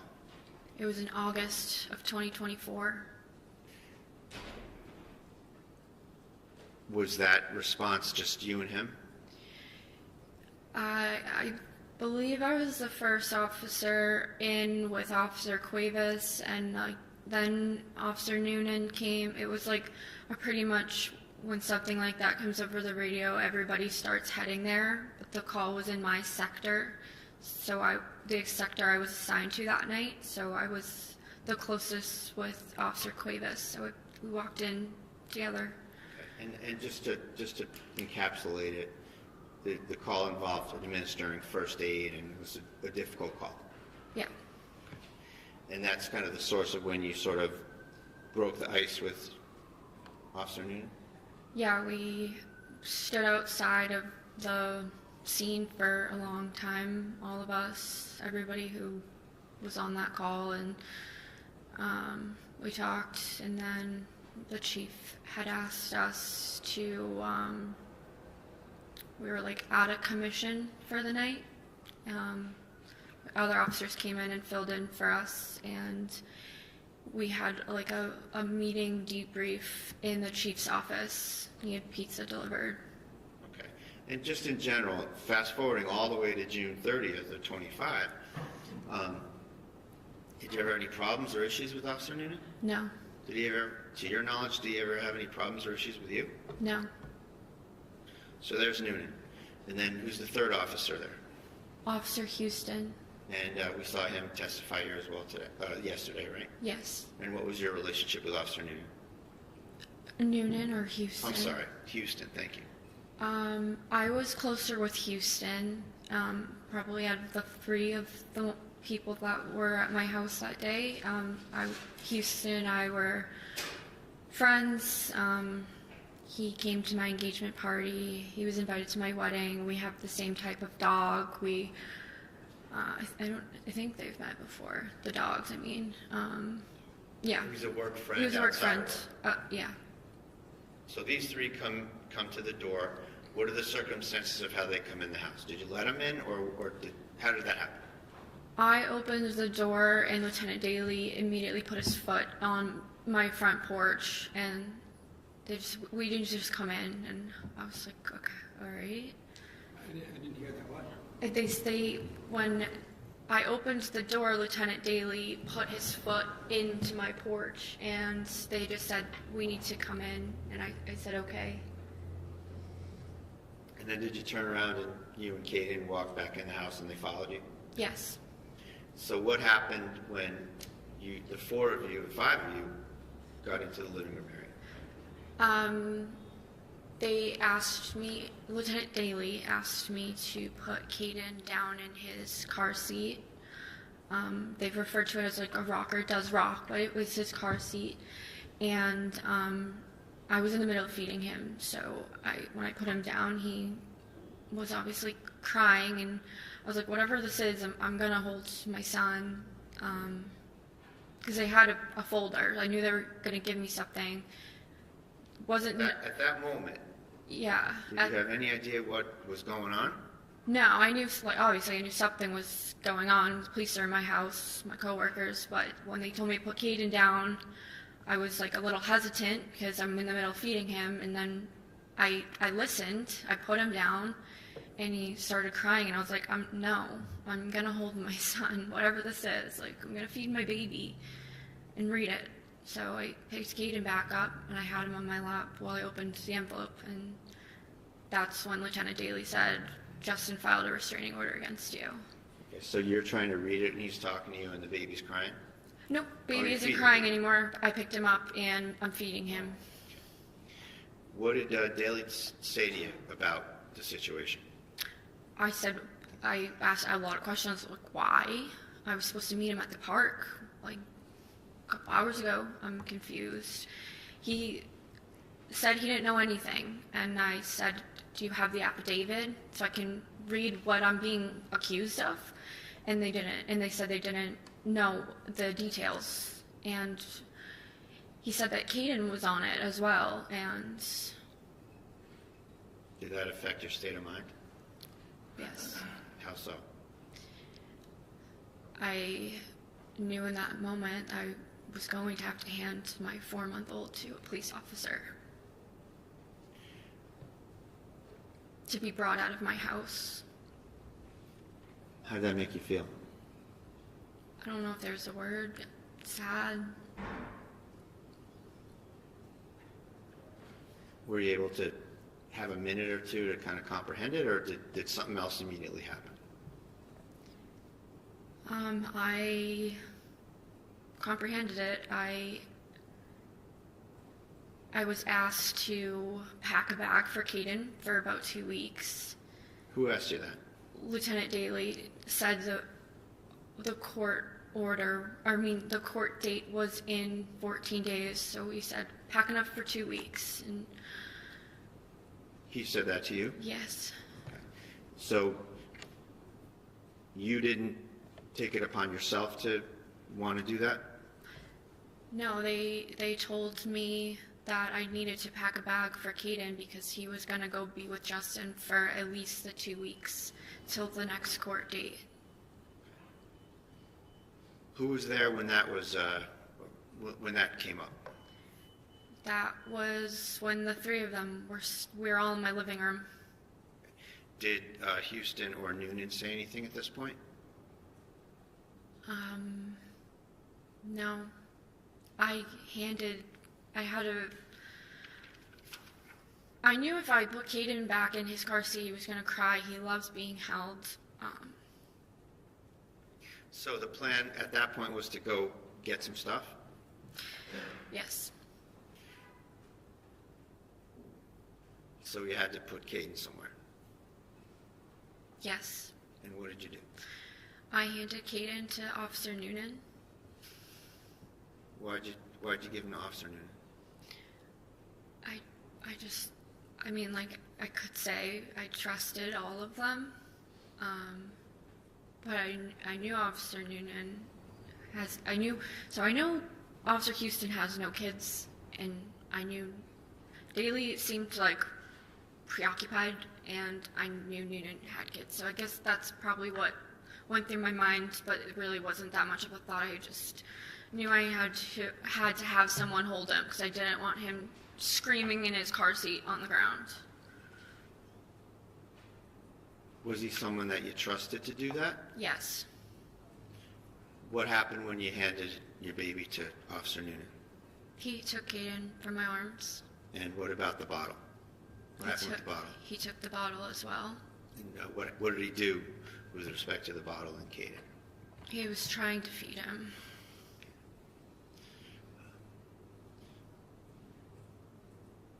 Did Officer Noonan exhibit any resistance or discomfort or anything with respect to holding the baby? No, I think he said like, oh, I haven't done this in a while, like something like that.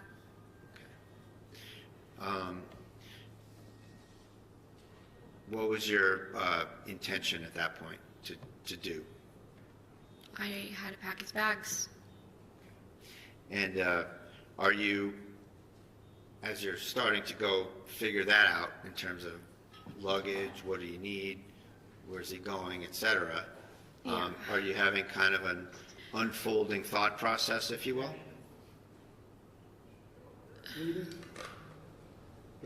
Sustained. I'm just asking her what she's thinking, Your Honor. What are you thinking?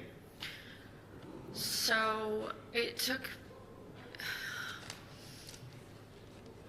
I grabbed one of my duffel bags and I first went in the kitchen, and as I was putting the bottles in the bag, it was just kind of like all setting in exactly what was happening, and there was just so many unknowns. And as I was packing things, I was like, okay, Justin just broke up with me via restraining order. We have a wedding in 4 months.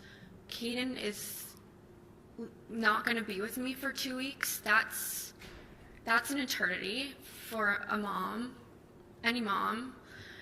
And everyone was just brushing over the fact that it was 2 weeks. And I was like, 2 weeks without Caden?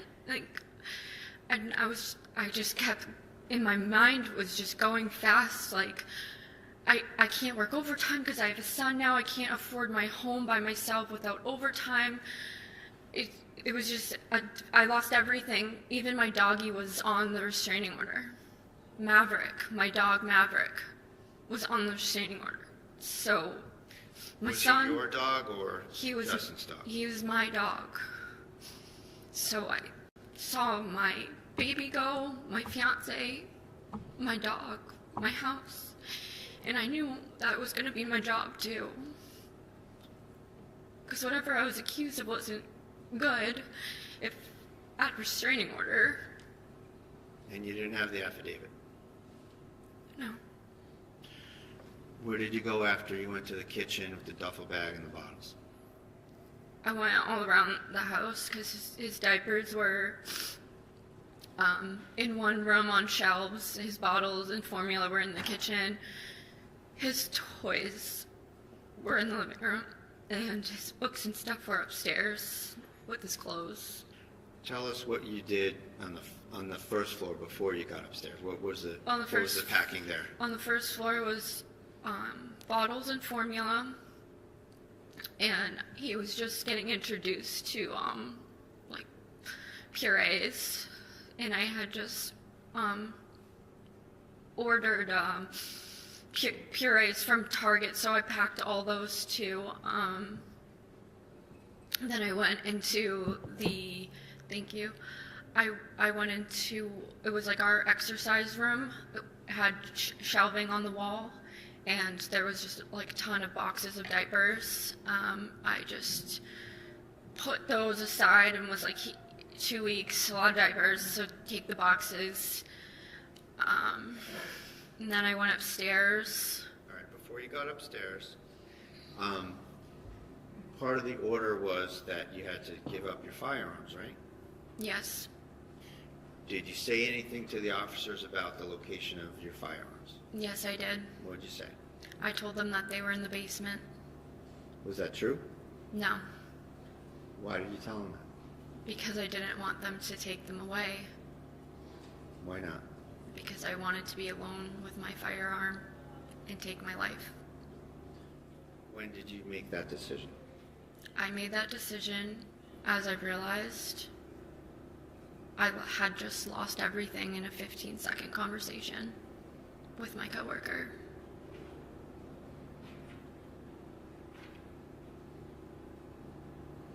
Where were your firearms?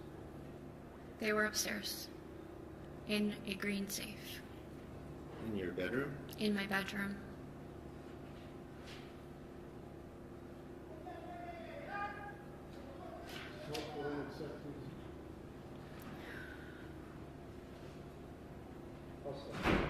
Thank you. So you went upstairs, you mentioned? Yes.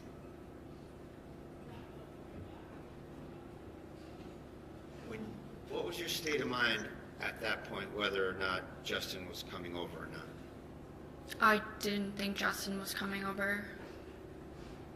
I knew that Caden was going to Justin, but I would never think Justin was coming over. Why not? That's just not like normal practice to put a plaintiff and defendant in the same room intentionally. Usually you're doing the opposite as police officers, so I didn't think Justin was in the house. And the opposite being what? What's the opposite of what they did here? They let Justin in my house.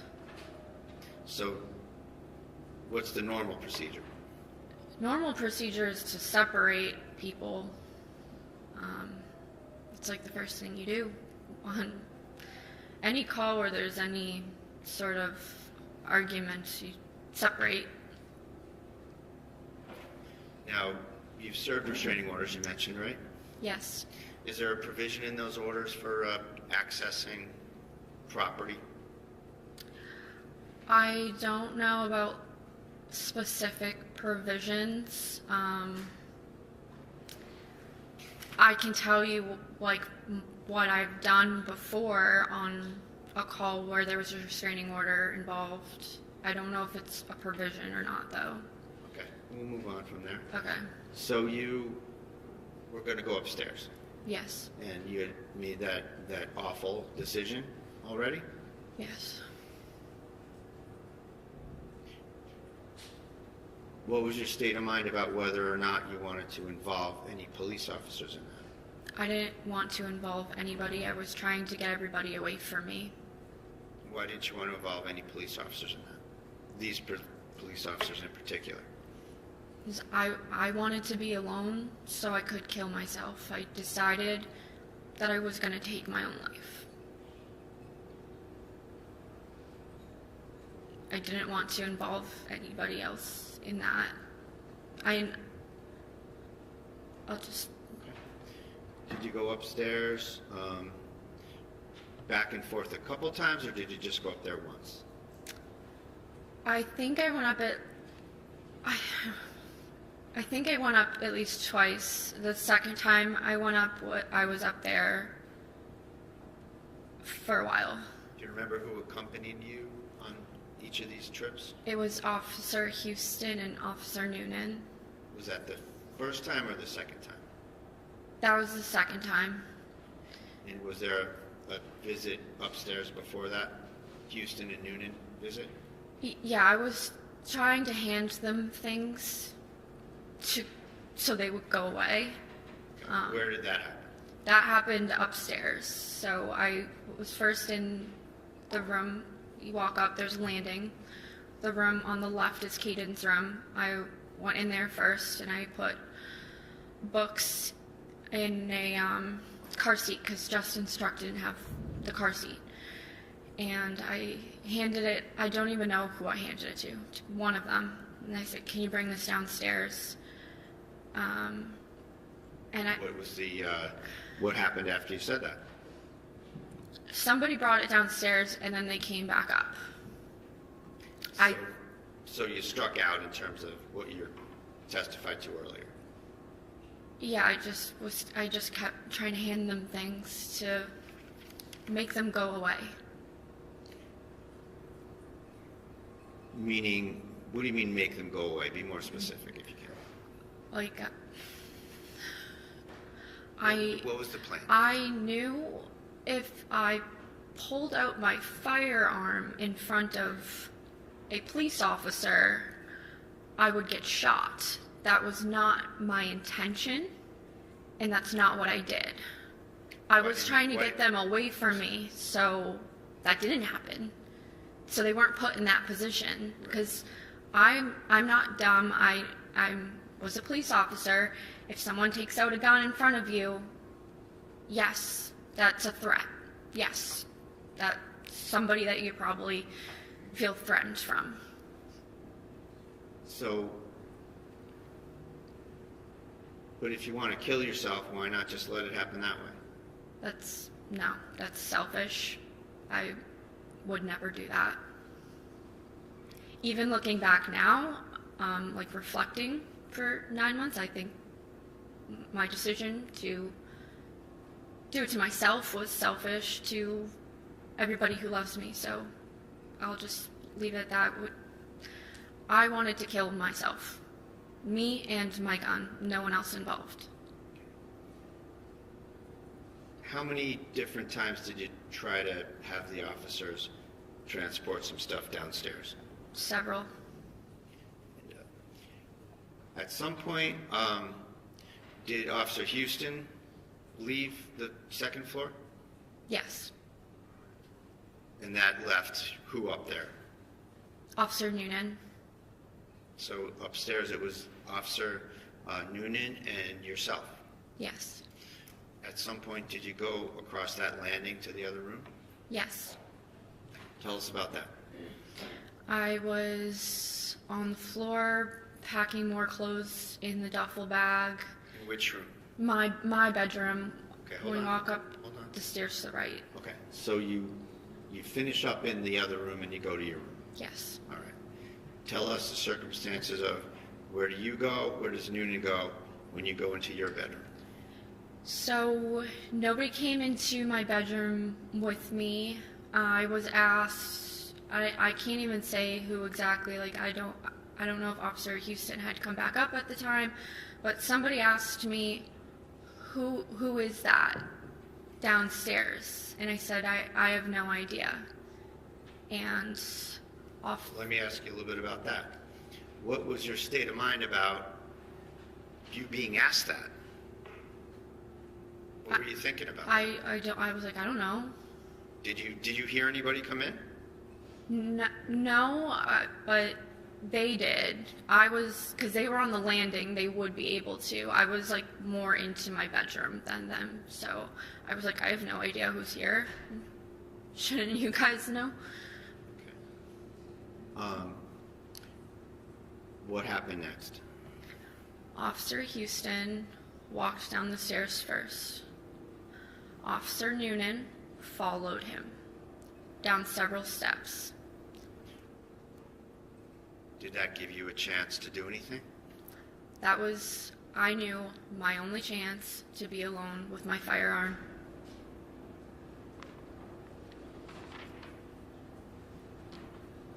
Show you Exhibit 51.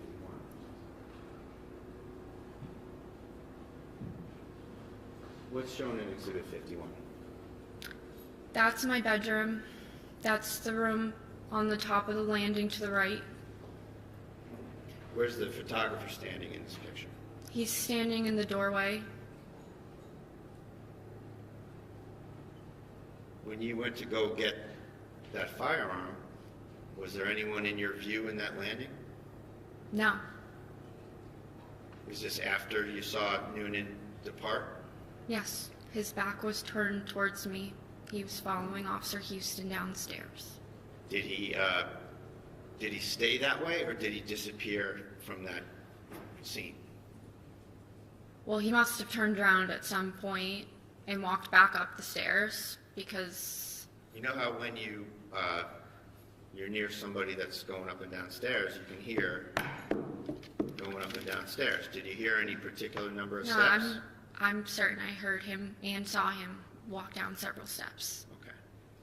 And how did that affect your state of mind at that very instant? I knew that was my moment. To do what? Kill myself. What did you do? So that shoebox was not on top of the green safe. At the time you were doing this? At the time, yeah. There was nothing on top of the safe. All right. And you're referring, for the record, there's a orange-lined box in the picture? Yeah, it looks like... Is that what you're talking about? It looks like a shoebox, yeah. Yes. Mr. Brady, can you just give me a moment to catch up? Sure. Absolutely.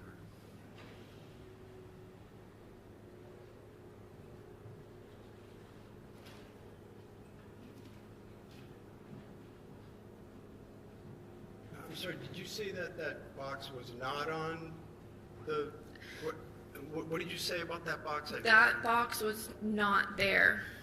The top of the chest, I'm calling it a safe. It's a chest that locks. That's where I kept my firearms. The top of it, nothing was on it.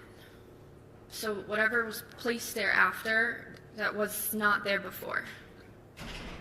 Thank you. Ready to go, John? Yes. What about the chair? Is that how the chair was? The chair was turned the other way, because that was the chair I had rocked in. That was not facing that way. The back of the chair was up against the wall, I guess. So it's kind of like as you'd expect it to be in the room. Yeah, I would need to pivot like this to be right. So it was probably moved. My room is small. And to get at your guns in there, you kind of have to flip up the top of that chest. Yes. Where was your focus in terms of the firearm, the chest, whether Noonan's coming back? Where are you focused? I was just like, hurry up before somebody comes back. And what did you do? I grabbed the gun out of the chest. I put it up to my chest here. So what was going on with you putting it up to your chest? What was that all about? What do you mean when you say you put it up to Like you I just made a motion to your stomach area, right? Yeah, like I just grabbed it quickly. I bent over, grabbed it, put it here, took 2 steps backwards, and I don't want to make the motion of what I did because it's horrible. But I put the gun up to my head. Which hand? Did you use? My right hand. And where on your head did you put it? You can just describe it. My temple. Okay.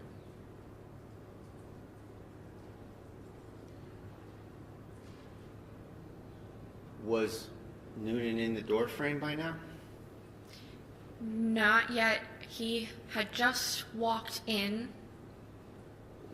like when I pulled the trigger on myself, with the gun pointing towards my head. What happened when you pulled the trigger? He said, Kelsey, no. Kelsey, no. I pulled the trigger. I'm sorry, but I said fuck. What happened next? I got shot.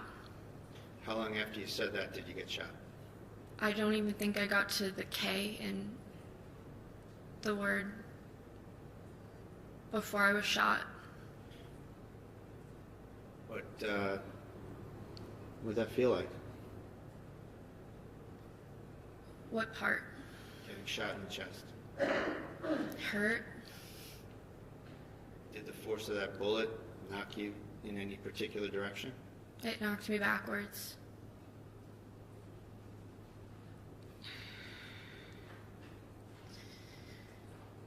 Do you recall what happened with your firearm? I got moved.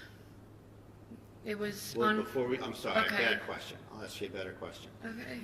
Right at that point, as you're shot and you're flying back or falling back, or whatever you want to call it, can you remember what happened with your firearm? It fell out of my hands. It was to my head, and it fell out of my hand. And I fell on the ground, and the firearm fell on the ground. A couple of questions before we move on. At any point when you were doing that, when you had the firearm up to your head, was Noonan present during the time you raised the firearm to your head? Like when I motioned up to my head with it? Correct. No, he was not in the room. Nobody was in the room. When Noonan came into your view, where was the gun pointed? The gun was pointed at my temple. At any point, did you move the muzzle of that gun No. towards Noonan? No, never. Did you move it anywhere? No. Never. Did you ever intend to harm Noonan? Never.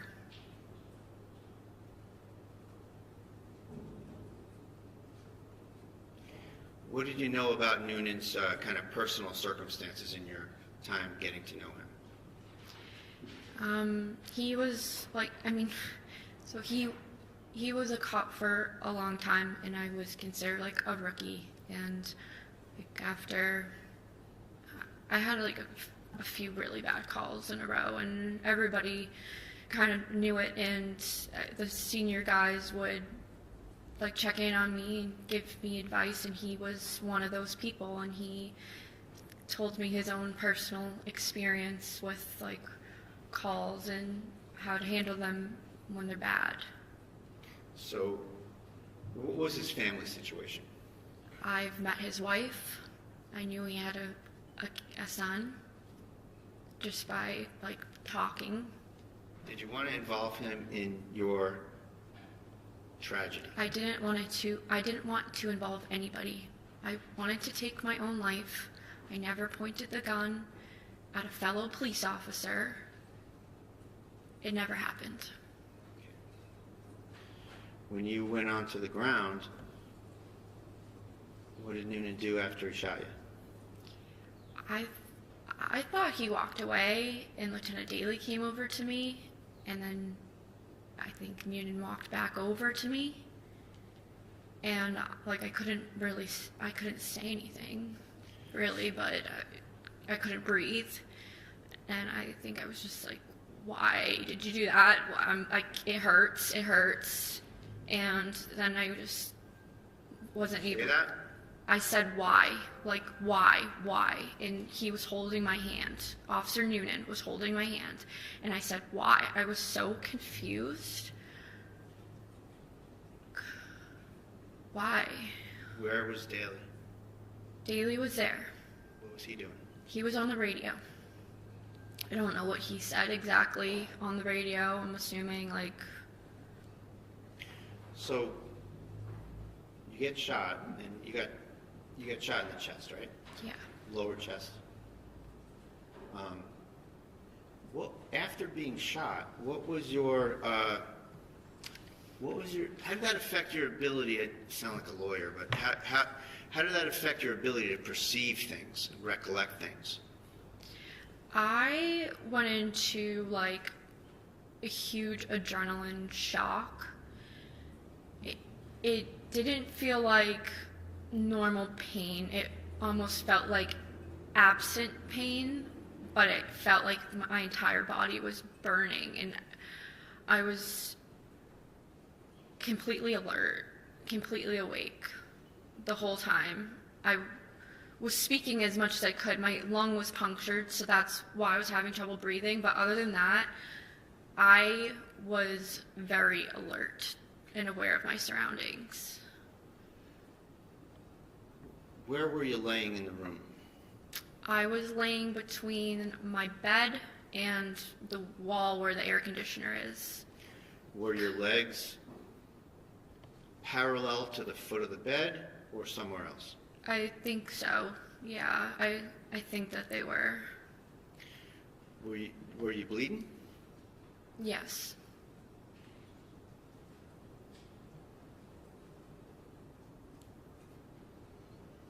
Is that the way you wanted this to happen?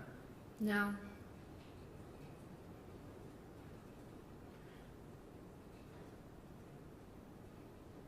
What do you remember next? The fire department got there fast. It felt really fast. They put me in like a bag. A sack? And like they were all tall guys, and I knew that my ceiling, you would bump your head if you're over like 5'10". So when they were carrying me down, I said, watch your heads. And they brought me outside, and I think when I was still in my house, one of the firefighters was trying to put oxygen on my face, and I was taking it off and just saying, I want to die, I want to die, I want to die. Did you make any apologies at any point? I think I said, I'm sorry, I tried to kill myself, I want to die. Like, I just didn't understand what just, like, I don't know what just happened. I tried to shoot myself, and then I got shot in the chest. Like, nothing really made, like, I was just in total disbelief and shock. Did you, at any point before you got taken out of there, did you hear Noonan saying anything about what happened? No. Did you see Houston yet? Houston, yes, he came in, and I think he put, like, medical, like, gauze on the wound. Somebody did. He had the medical bag. I remember that. Were you able to sort of perceive the first aid techniques they were administering to you? No, I wasn't paying attention to it. I was, like, trying to focus on breathing because it felt like I was choking. Like, it felt like I was drowning. So they bring you downstairs, and at what point in the trip downstairs and out of the house were you trying to take off the mask? I think the whole time. And when I was in the ambulance, I said to everybody, I'm a fucking idiot. I just tried to kill myself with an unloaded gun. I'm a fucking idiot. And then I said that to everybody. I said that to the hospital staff. I said that to all the firefighters. I probably said that when I was laying on the ground. Those were the words I just kept repeating. What were they doing to you in the ambulance before the ambulance departed in terms of working on you? They were working on getting a med flight. I had to get a blood transfusion. I finally agreed to keep the oxygen mask on my face, and they were doing my vitals and just trying to keep me stable before I was going to be transported to the hospital. What hospital did you go to? I was flown by med flight to Massachusetts General Hospital in Boston. So by helicopter? Yes.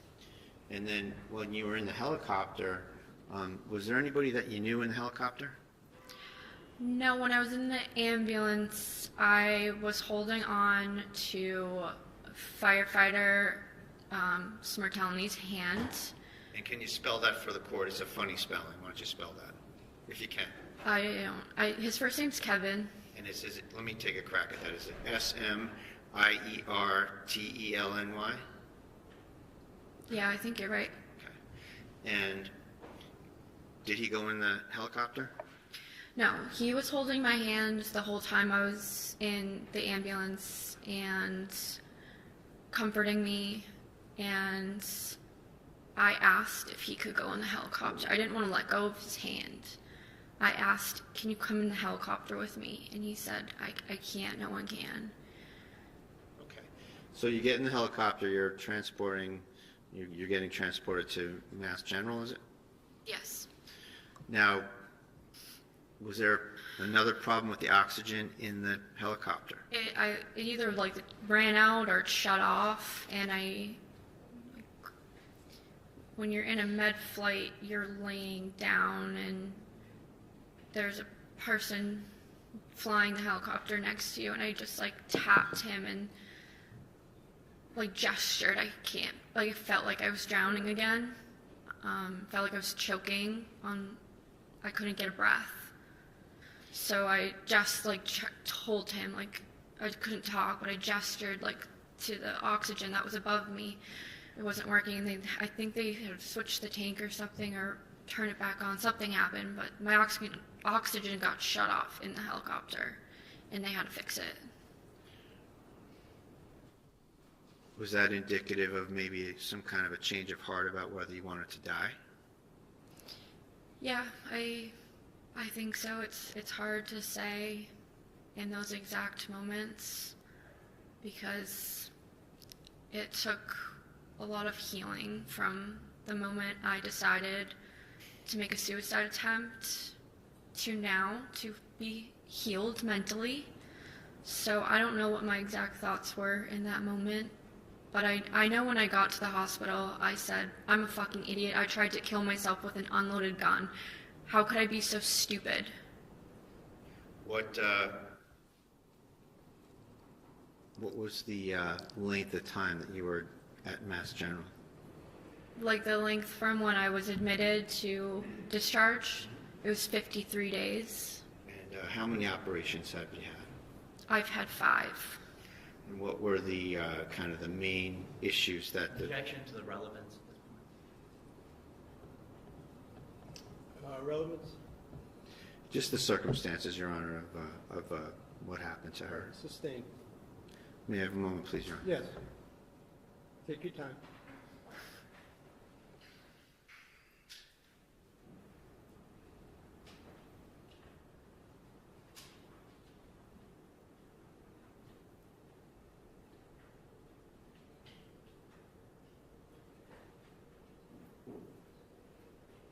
Nothing further.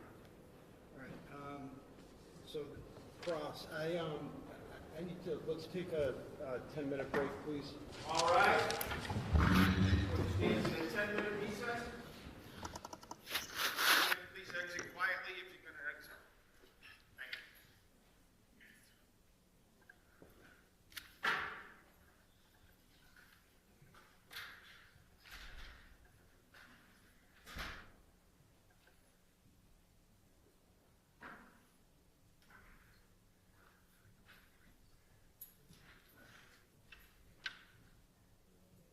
Take a nice break.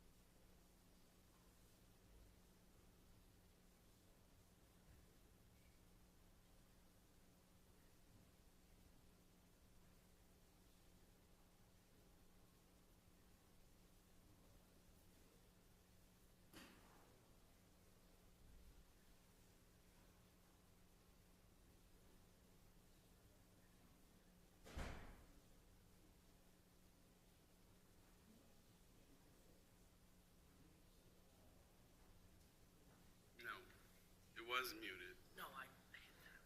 Yeah. Okay. Monday and Tuesday.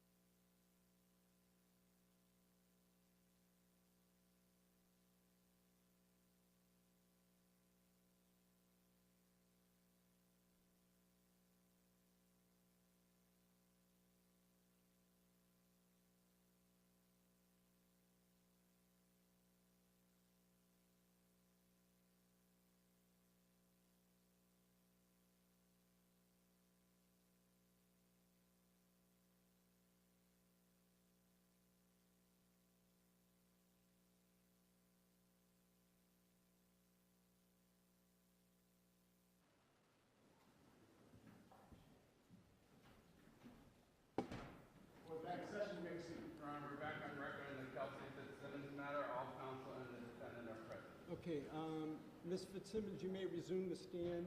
I think we're ready for cross, right?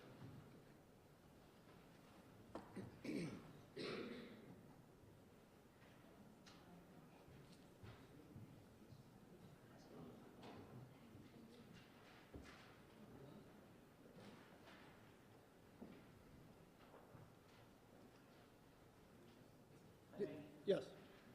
You know as your time as a police officer that domestic calls are the most dangerous. True? Yeah, that could be true. It could be true. Well, they're the most dangerous, right? That's where. Yeah, I go into every call thinking it could be dangerous, but I guess domestics are. If that's a fact, then yeah, sure. Okay. Can you just keep your voice up? Yes, sorry. That's okay. Sure. Well, okay, we'll step back and we'll go with your point. Every call is dangerous, right? It could be. Sure. Well, you have to treat it that way. Yes. Right? Because you don't know what you're walking into. Yeah. Domestic calls, like we just talked about, can be especially dangerous because you're dealing with people who are sometimes highly emotional. Right. Okay. That's why you always separate when you get to a scene. And we'll get to that, okay? And I agree with you that you need to keep people apart. Right. You also need to. Excuse me one moment.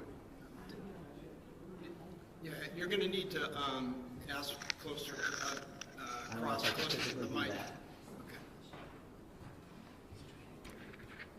Thank you.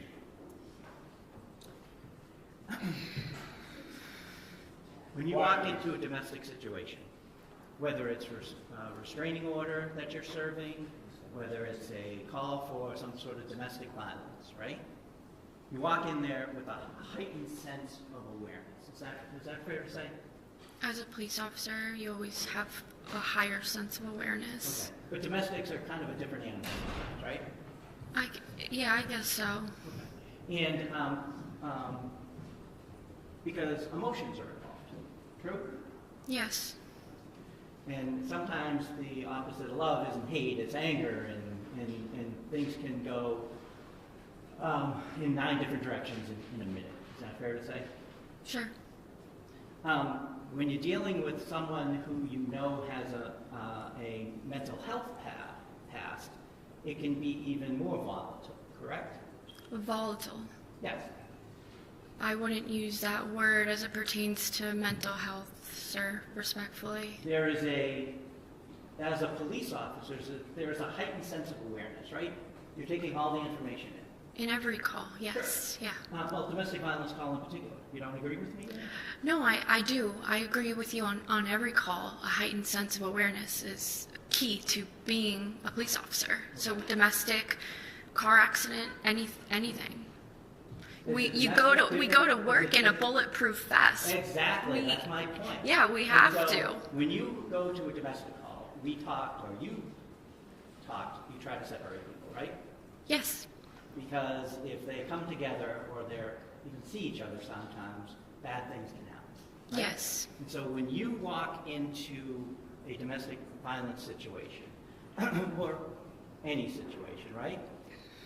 Your first order of business is to keep everybody safe. Fair to say? Yes. The people who called, right? Yes. Yourself. Yes. If you have a partner, your partner. Yep, the other officers, yep. If there are family members there, you want to keep them safe. True? Yes, police officer, your job is to keep everyone, including yourself, safe. If there are children, you want to keep them safe. Everybody. Okay.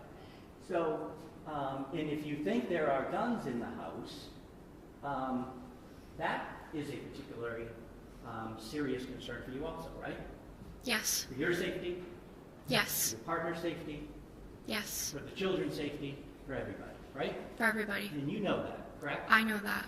And so you know when you walk into a scene, when you think there may be some mental health issues, that there may be some weapons, that you don't take your eyes off anybody, correct?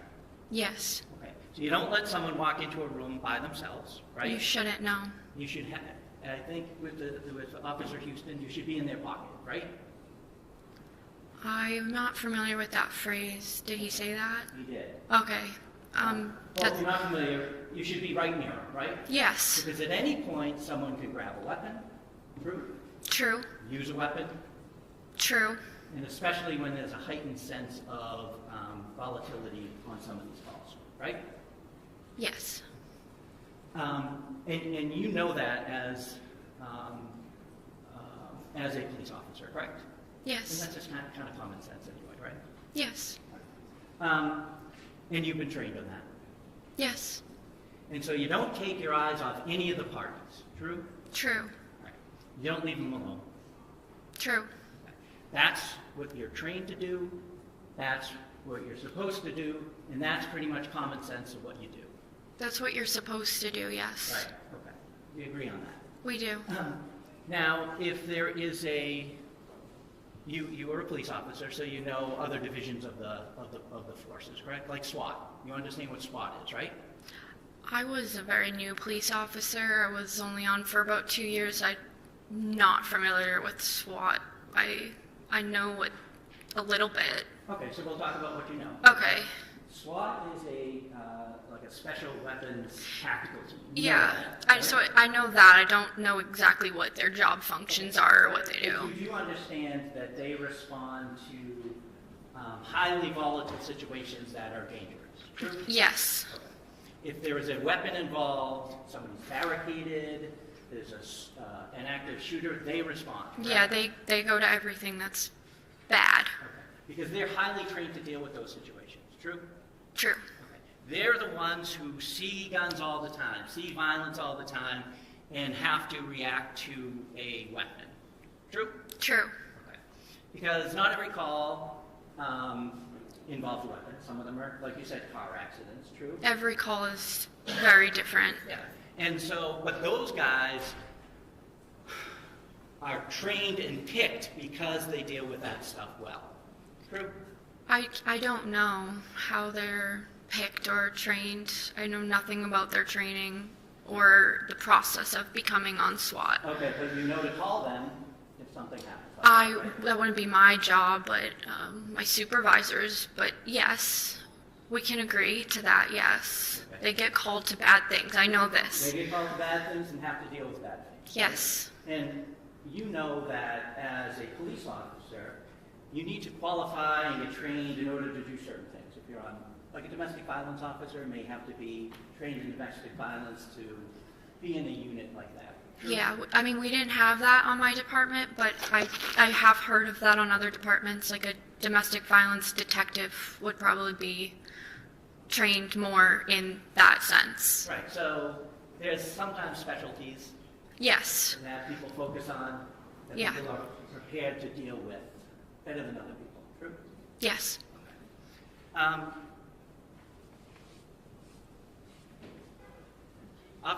Officer Noonan was on the SWAT team. You know that, right?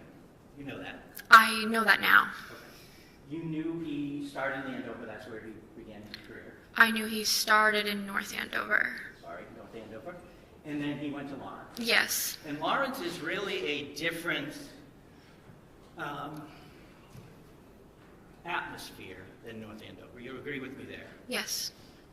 North Andover is... North Andover does get the flood in of Lawrence, Sure, though. there's some crossover. Yes. Right, but you know what that crossover is. Yes. True? True. It's, and not to disparage any community, right? But Lawrence has more guns than North Andover. I think so. I don't know off personal knowledge, but I would assume. Okay. They have more gangs. Yes, that I do know, yes. They have more drugs. Yes. They have more violence.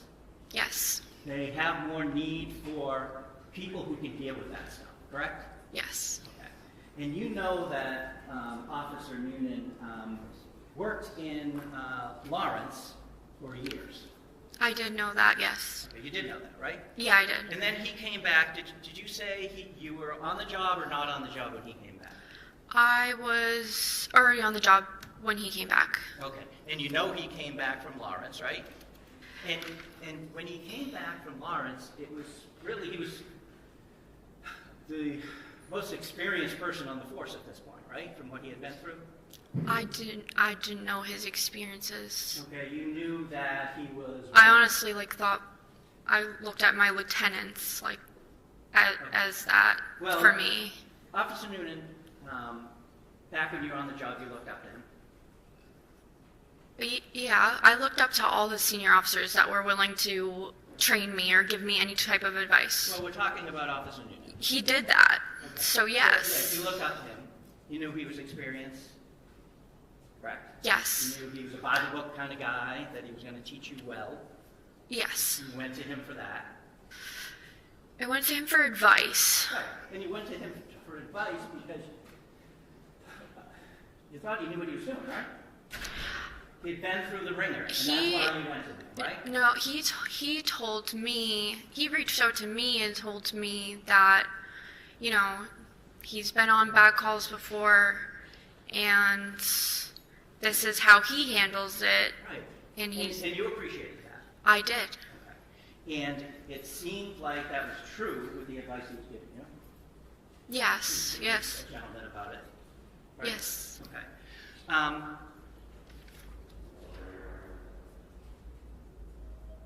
Justin's a different story in your life, correct? Justin,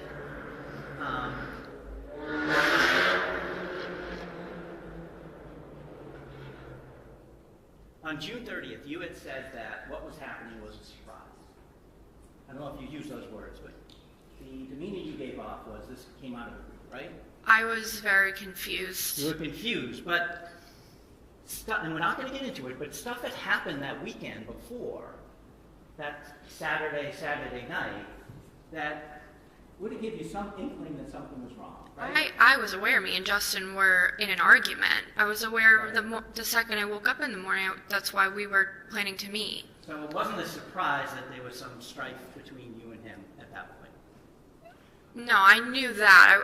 I'm saying I was more surprised about being ditched at the Common and the police involvement. Those were Well, the police had come to your house on that Sunday to check in on you, correct? I got accused of. I'm not asking what you were accused of. They came to see if I was okay. They thought I was in a car accident. I was never in a car accident. Okay. But they came to you because they were concerned about you, right? They thought I was in a car accident. Okay. And on the Monday... Somebody told them that. On the Monday... Well, okay, we'll get back to that. Okay. Okay. On the Monday, you were surprised by this order, correct? Yes, I was surprised by the order. And you say that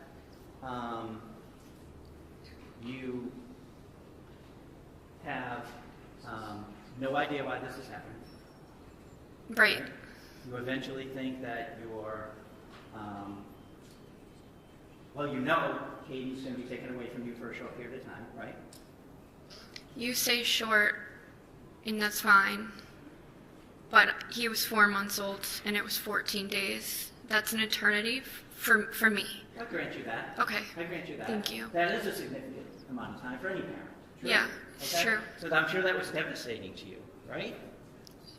Yes, Right? yes. And it was Justin who was doing that to you, right? It wasn't the police. No, right. It was Justin who went to court, who said, I should have custody of that child, correct? Correct. And so that's who is doing these things to you, right? Yes. So that's who your anger was focused on, right? I mean, I don't even know if I got to the point of grieving, of anger yet. I don't think I was there yet. But if any of my emotions were directed towards somebody, it would be Justin. Sure. Yes. Because you felt betrayed. I did. And you knew he was going to get Kaden. I knew that I had to give Caden to the police, for the police to give Caden to Justin. You know the police don't take custody of children, right? I don't know that. Well, as your time as a police officer, have you ever actually taken custody of a child and left? I have. So you're telling this court, you're telling the judge, that if there is not a family member to take a child because something happens, that you actually take the child and leave? You don't call DCF? Well, you always file a 51A after the fact. And then they come to the home and they take it, right? So I guess the call I went on was different. I did end up taking the juvenile in my police car. I drove her to the police station where she met with family members. Okay, so how old was this person? She was maybe 12. Okay, well, we're talking about infants, right? You wouldn't transport an infant. No, I guess. So, Counsel's testifying about facts that are not evidence and not proven. They're sort of being suggested as if they're gospel, which might mislead the witness. Okay. So, overruled, but Mr. Gubitosi, can you just allow Ms. Fitzsimmons to complete her answer? And like all witnesses, I don't want you folks speaking over one another. of course. Thank you. So you agree with me that DCF would typically come and get an infant, right? Yes, I've never personally had a call with. Well, okay, let's just talk about your career. You said you... I think so. I can't tell you for sure. Well, let's just talk about your career. When did you graduate the academy? May of 2024? Yes. Okay, and you went out on leave on when? I went light duty while I was pregnant. I was about 20 weeks pregnant when the duty belt didn't clip anymore. Okay, so, but you went out on February 16th. That was Katie's birthday, right? That's your official leave? Yeah, that's my official leave. Okay, so 20 weeks, and he was, so you do the math for me. How many months were you actually on the road? Okay, let's see.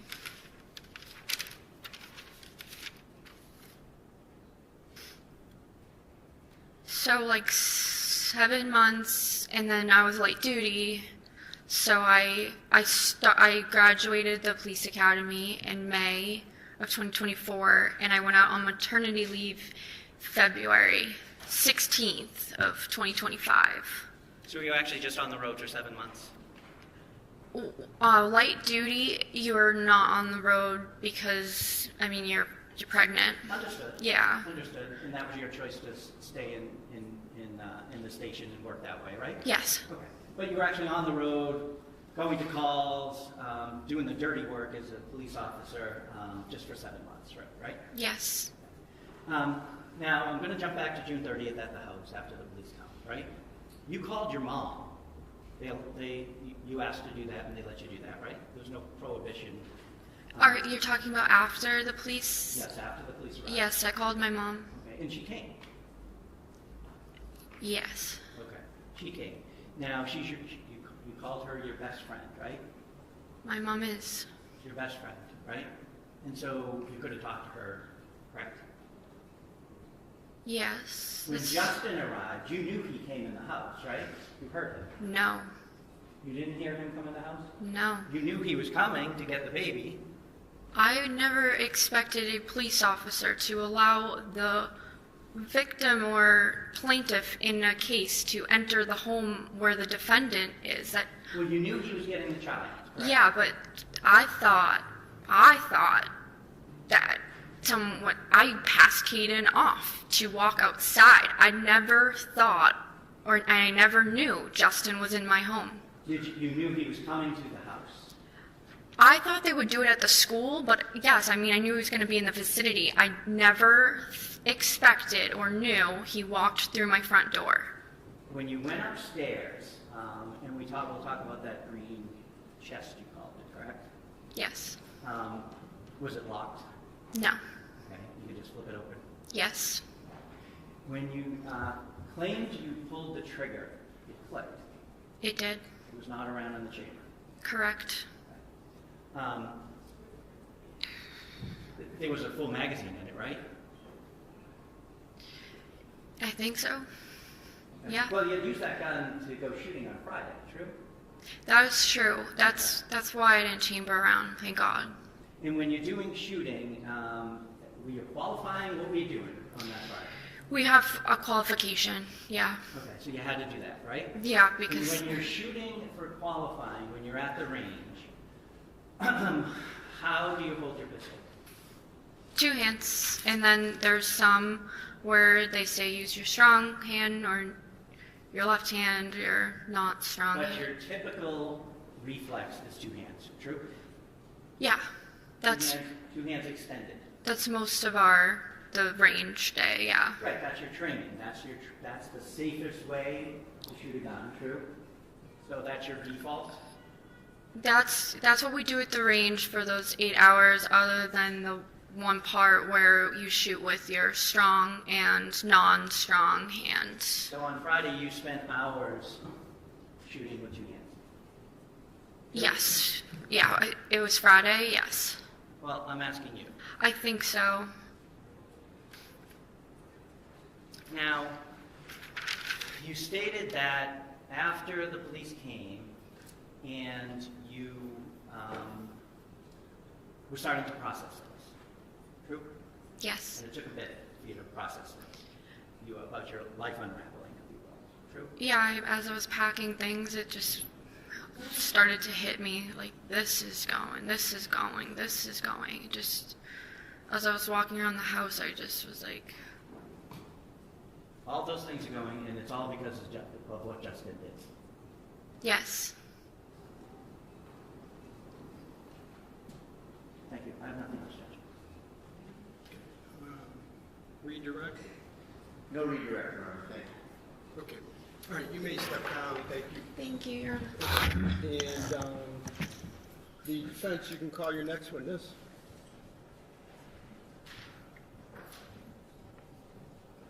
Your Honor, the defense. Okay. Aside from Aside from what? the view. Okay.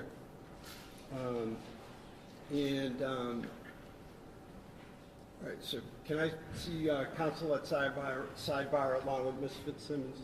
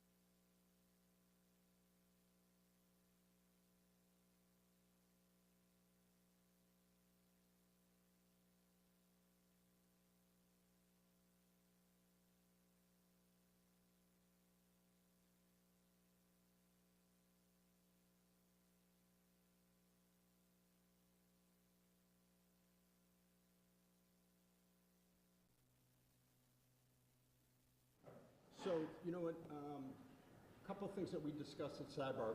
First, I just want to make sure that procedurally we're as precise as we need to be. So technically, the defense hasn't rested because we have the issue of the view. We're going to, as we discussed at sidebar, what I'd like to do is break until 2. At 2, I'd like a definitive answer on whether the defense still seeks to have me view the location, number one. Number two, I'd like to conduct that charge conference that we spoke of, and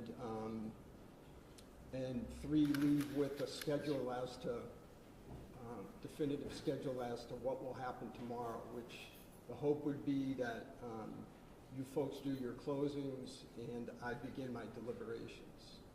All right, so let's reconvene. That will give you enough time, Mr. Yes, Judge, thank you very much. All right, okay. So we will stand in recess until 1 o'clock. Thank you. All rise. Court stands in a lunch recess. Let's go hit the conference room, guys. My phone over there.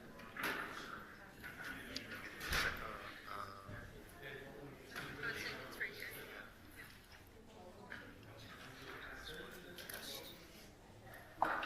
Ordinance is the one where Let's talk about one of the best.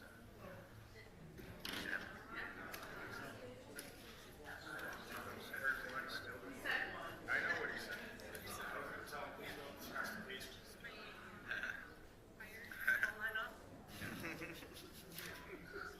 Will he take me? Get your ass back to Boston. I know this. Right. You want another word? You go, 2 of those is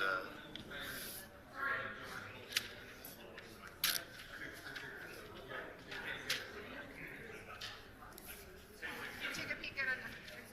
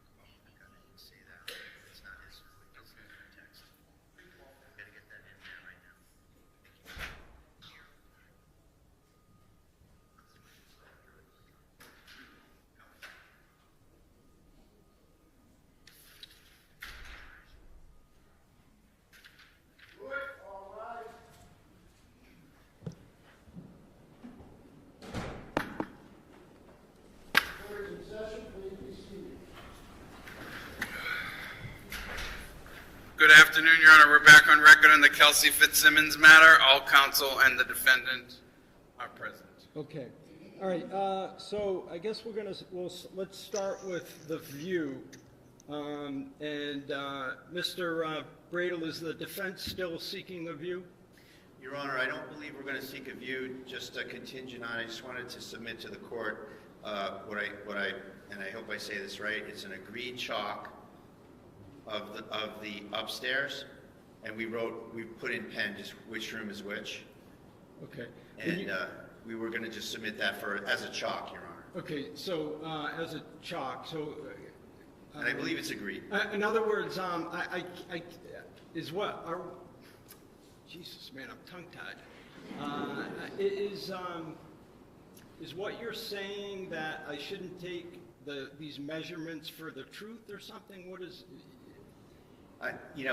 Traditionally using the chalk, the witness can talk about it and refer to it, and the court has it for whatever Your Honor's weight you want to give it as the fact finder. And I think what we're saying is that we all trust the court to take it for what it is, which is and I'll tell you a little bit about what it is, Judge. It's an MLS listing, and on the bottom it says the statement on the bottom is part of the exhibit, and you can take it for what you will.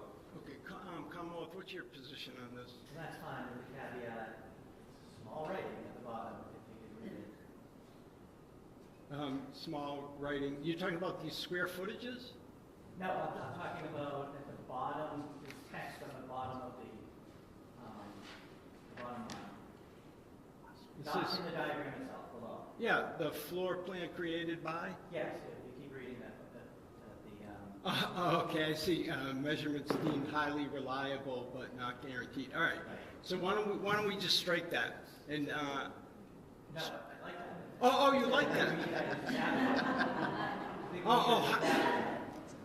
And then it can be an agreed exhibit. I have no problem with it. That's fine. Okay, you like that.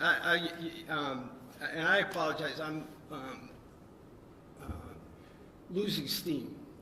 So I just, all right. So you want to keep that in. We'll just mark it as a chalk. So why don't we do this? And you want the version that says baby's room, KF's room? Yes, please, sir. Okay. Why don't we mark it for ID at least, and then I'll use it. But this is helpful. And frankly, I think it's more helpful than a view because from my understanding from speaking to you folks at Sidebar, that room is going to look nothing like it did. We agree with the bedroom. So we're gonna waive the view motion, Judge, and I appreciate all your consideration you gave it, and we're gonna rest. Okay.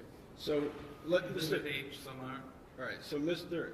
Royan, that's Exhibit H is the floor plan chalk. And I'm gonna deem the motion for view withdrawn. Yes, thank you. And the defense rests. Does the Commonwealth seek to present any rebuttal evidence? Okay, so the Commonwealth rests. Let's talk about. All right, so I'll take care of that. Judge, if I may, just for the record, I Sure. renew my motion for required finding. Otherwise, if we get into this conference, I'll probably forget later, so Okay. I just want to do that now. Waiving argument, thank you. And I'm sorry, what was the last part? No argument, just relying on the paper again. All right, so the oral motion for required finding at the close of all the evidence is denied. Thank you. All right, let's talk about let's conduct a charge conference, I guess. And I disseminated some proposed law related to the elements of assault by means of a dangerous weapon, and it's been marked as Exhibit C. Have you folks had an opportunity to take a look at that? All right, so let's start with the Commonwealth. Any additions, subtractions, objections, etc., modifications? No, not really.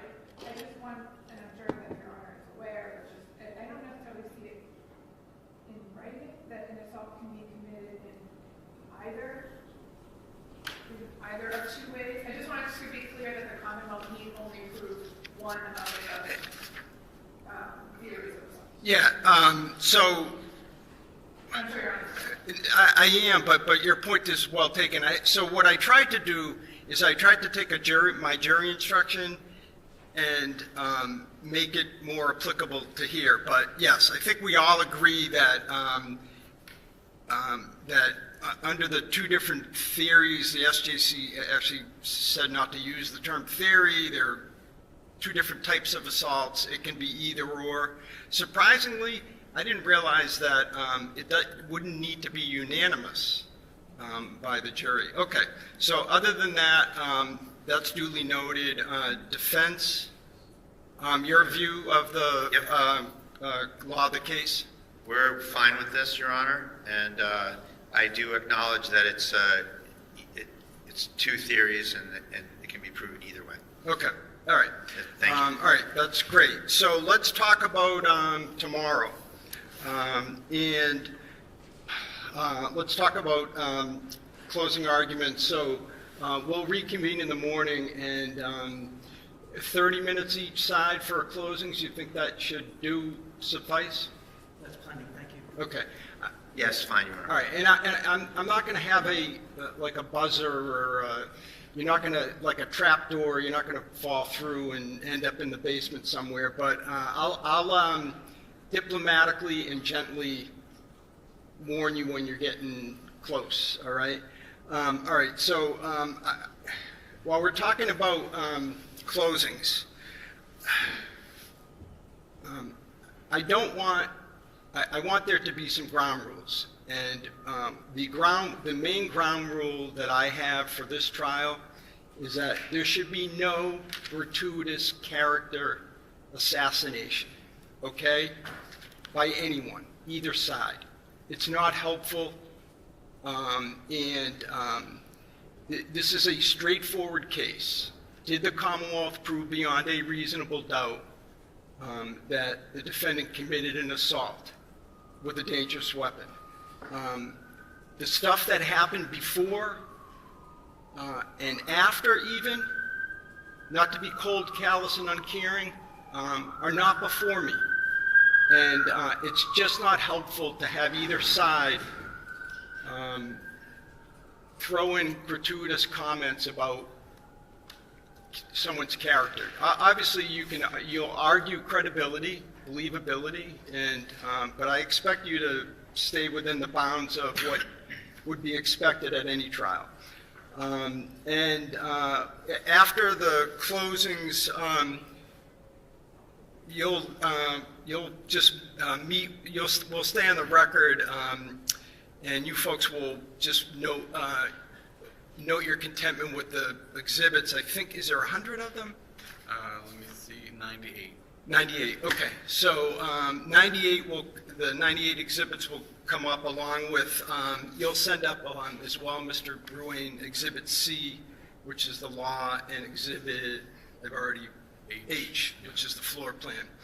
So they'll be just like in a jury trial. After you folks have noted your contentment, our court officer will bring it up to me, them up to me, and I will deliberate.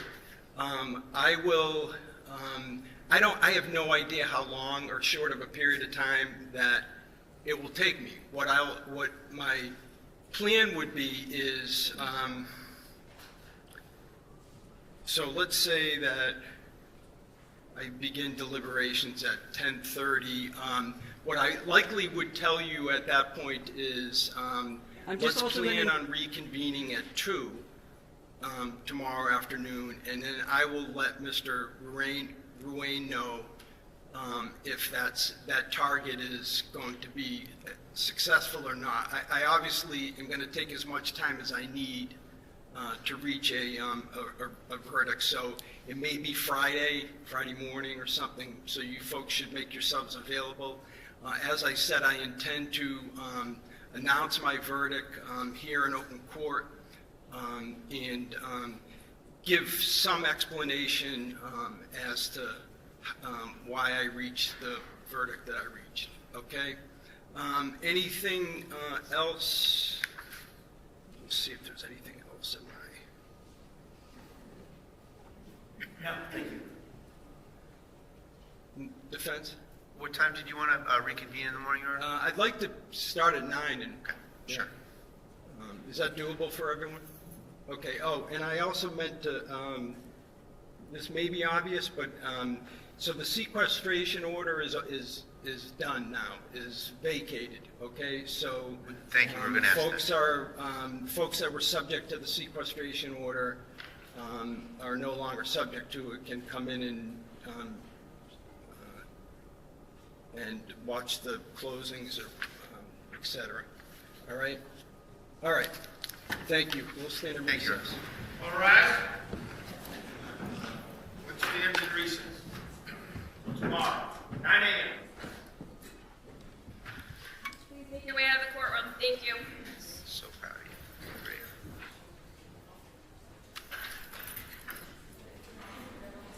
All right. Yep. I just would like to have maybe a couple minutes. All right, so.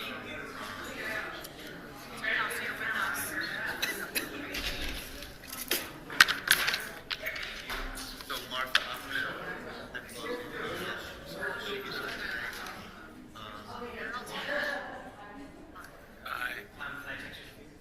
Yeah, do you need it? Okay. Yeah. I did. Yes. Thank you for reminding me. I always.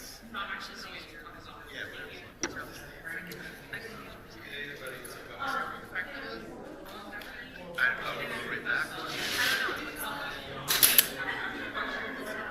One second.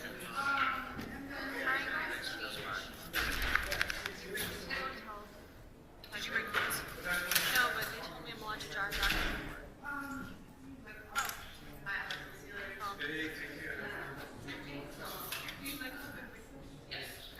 The car's not on until 3:30. Breathe.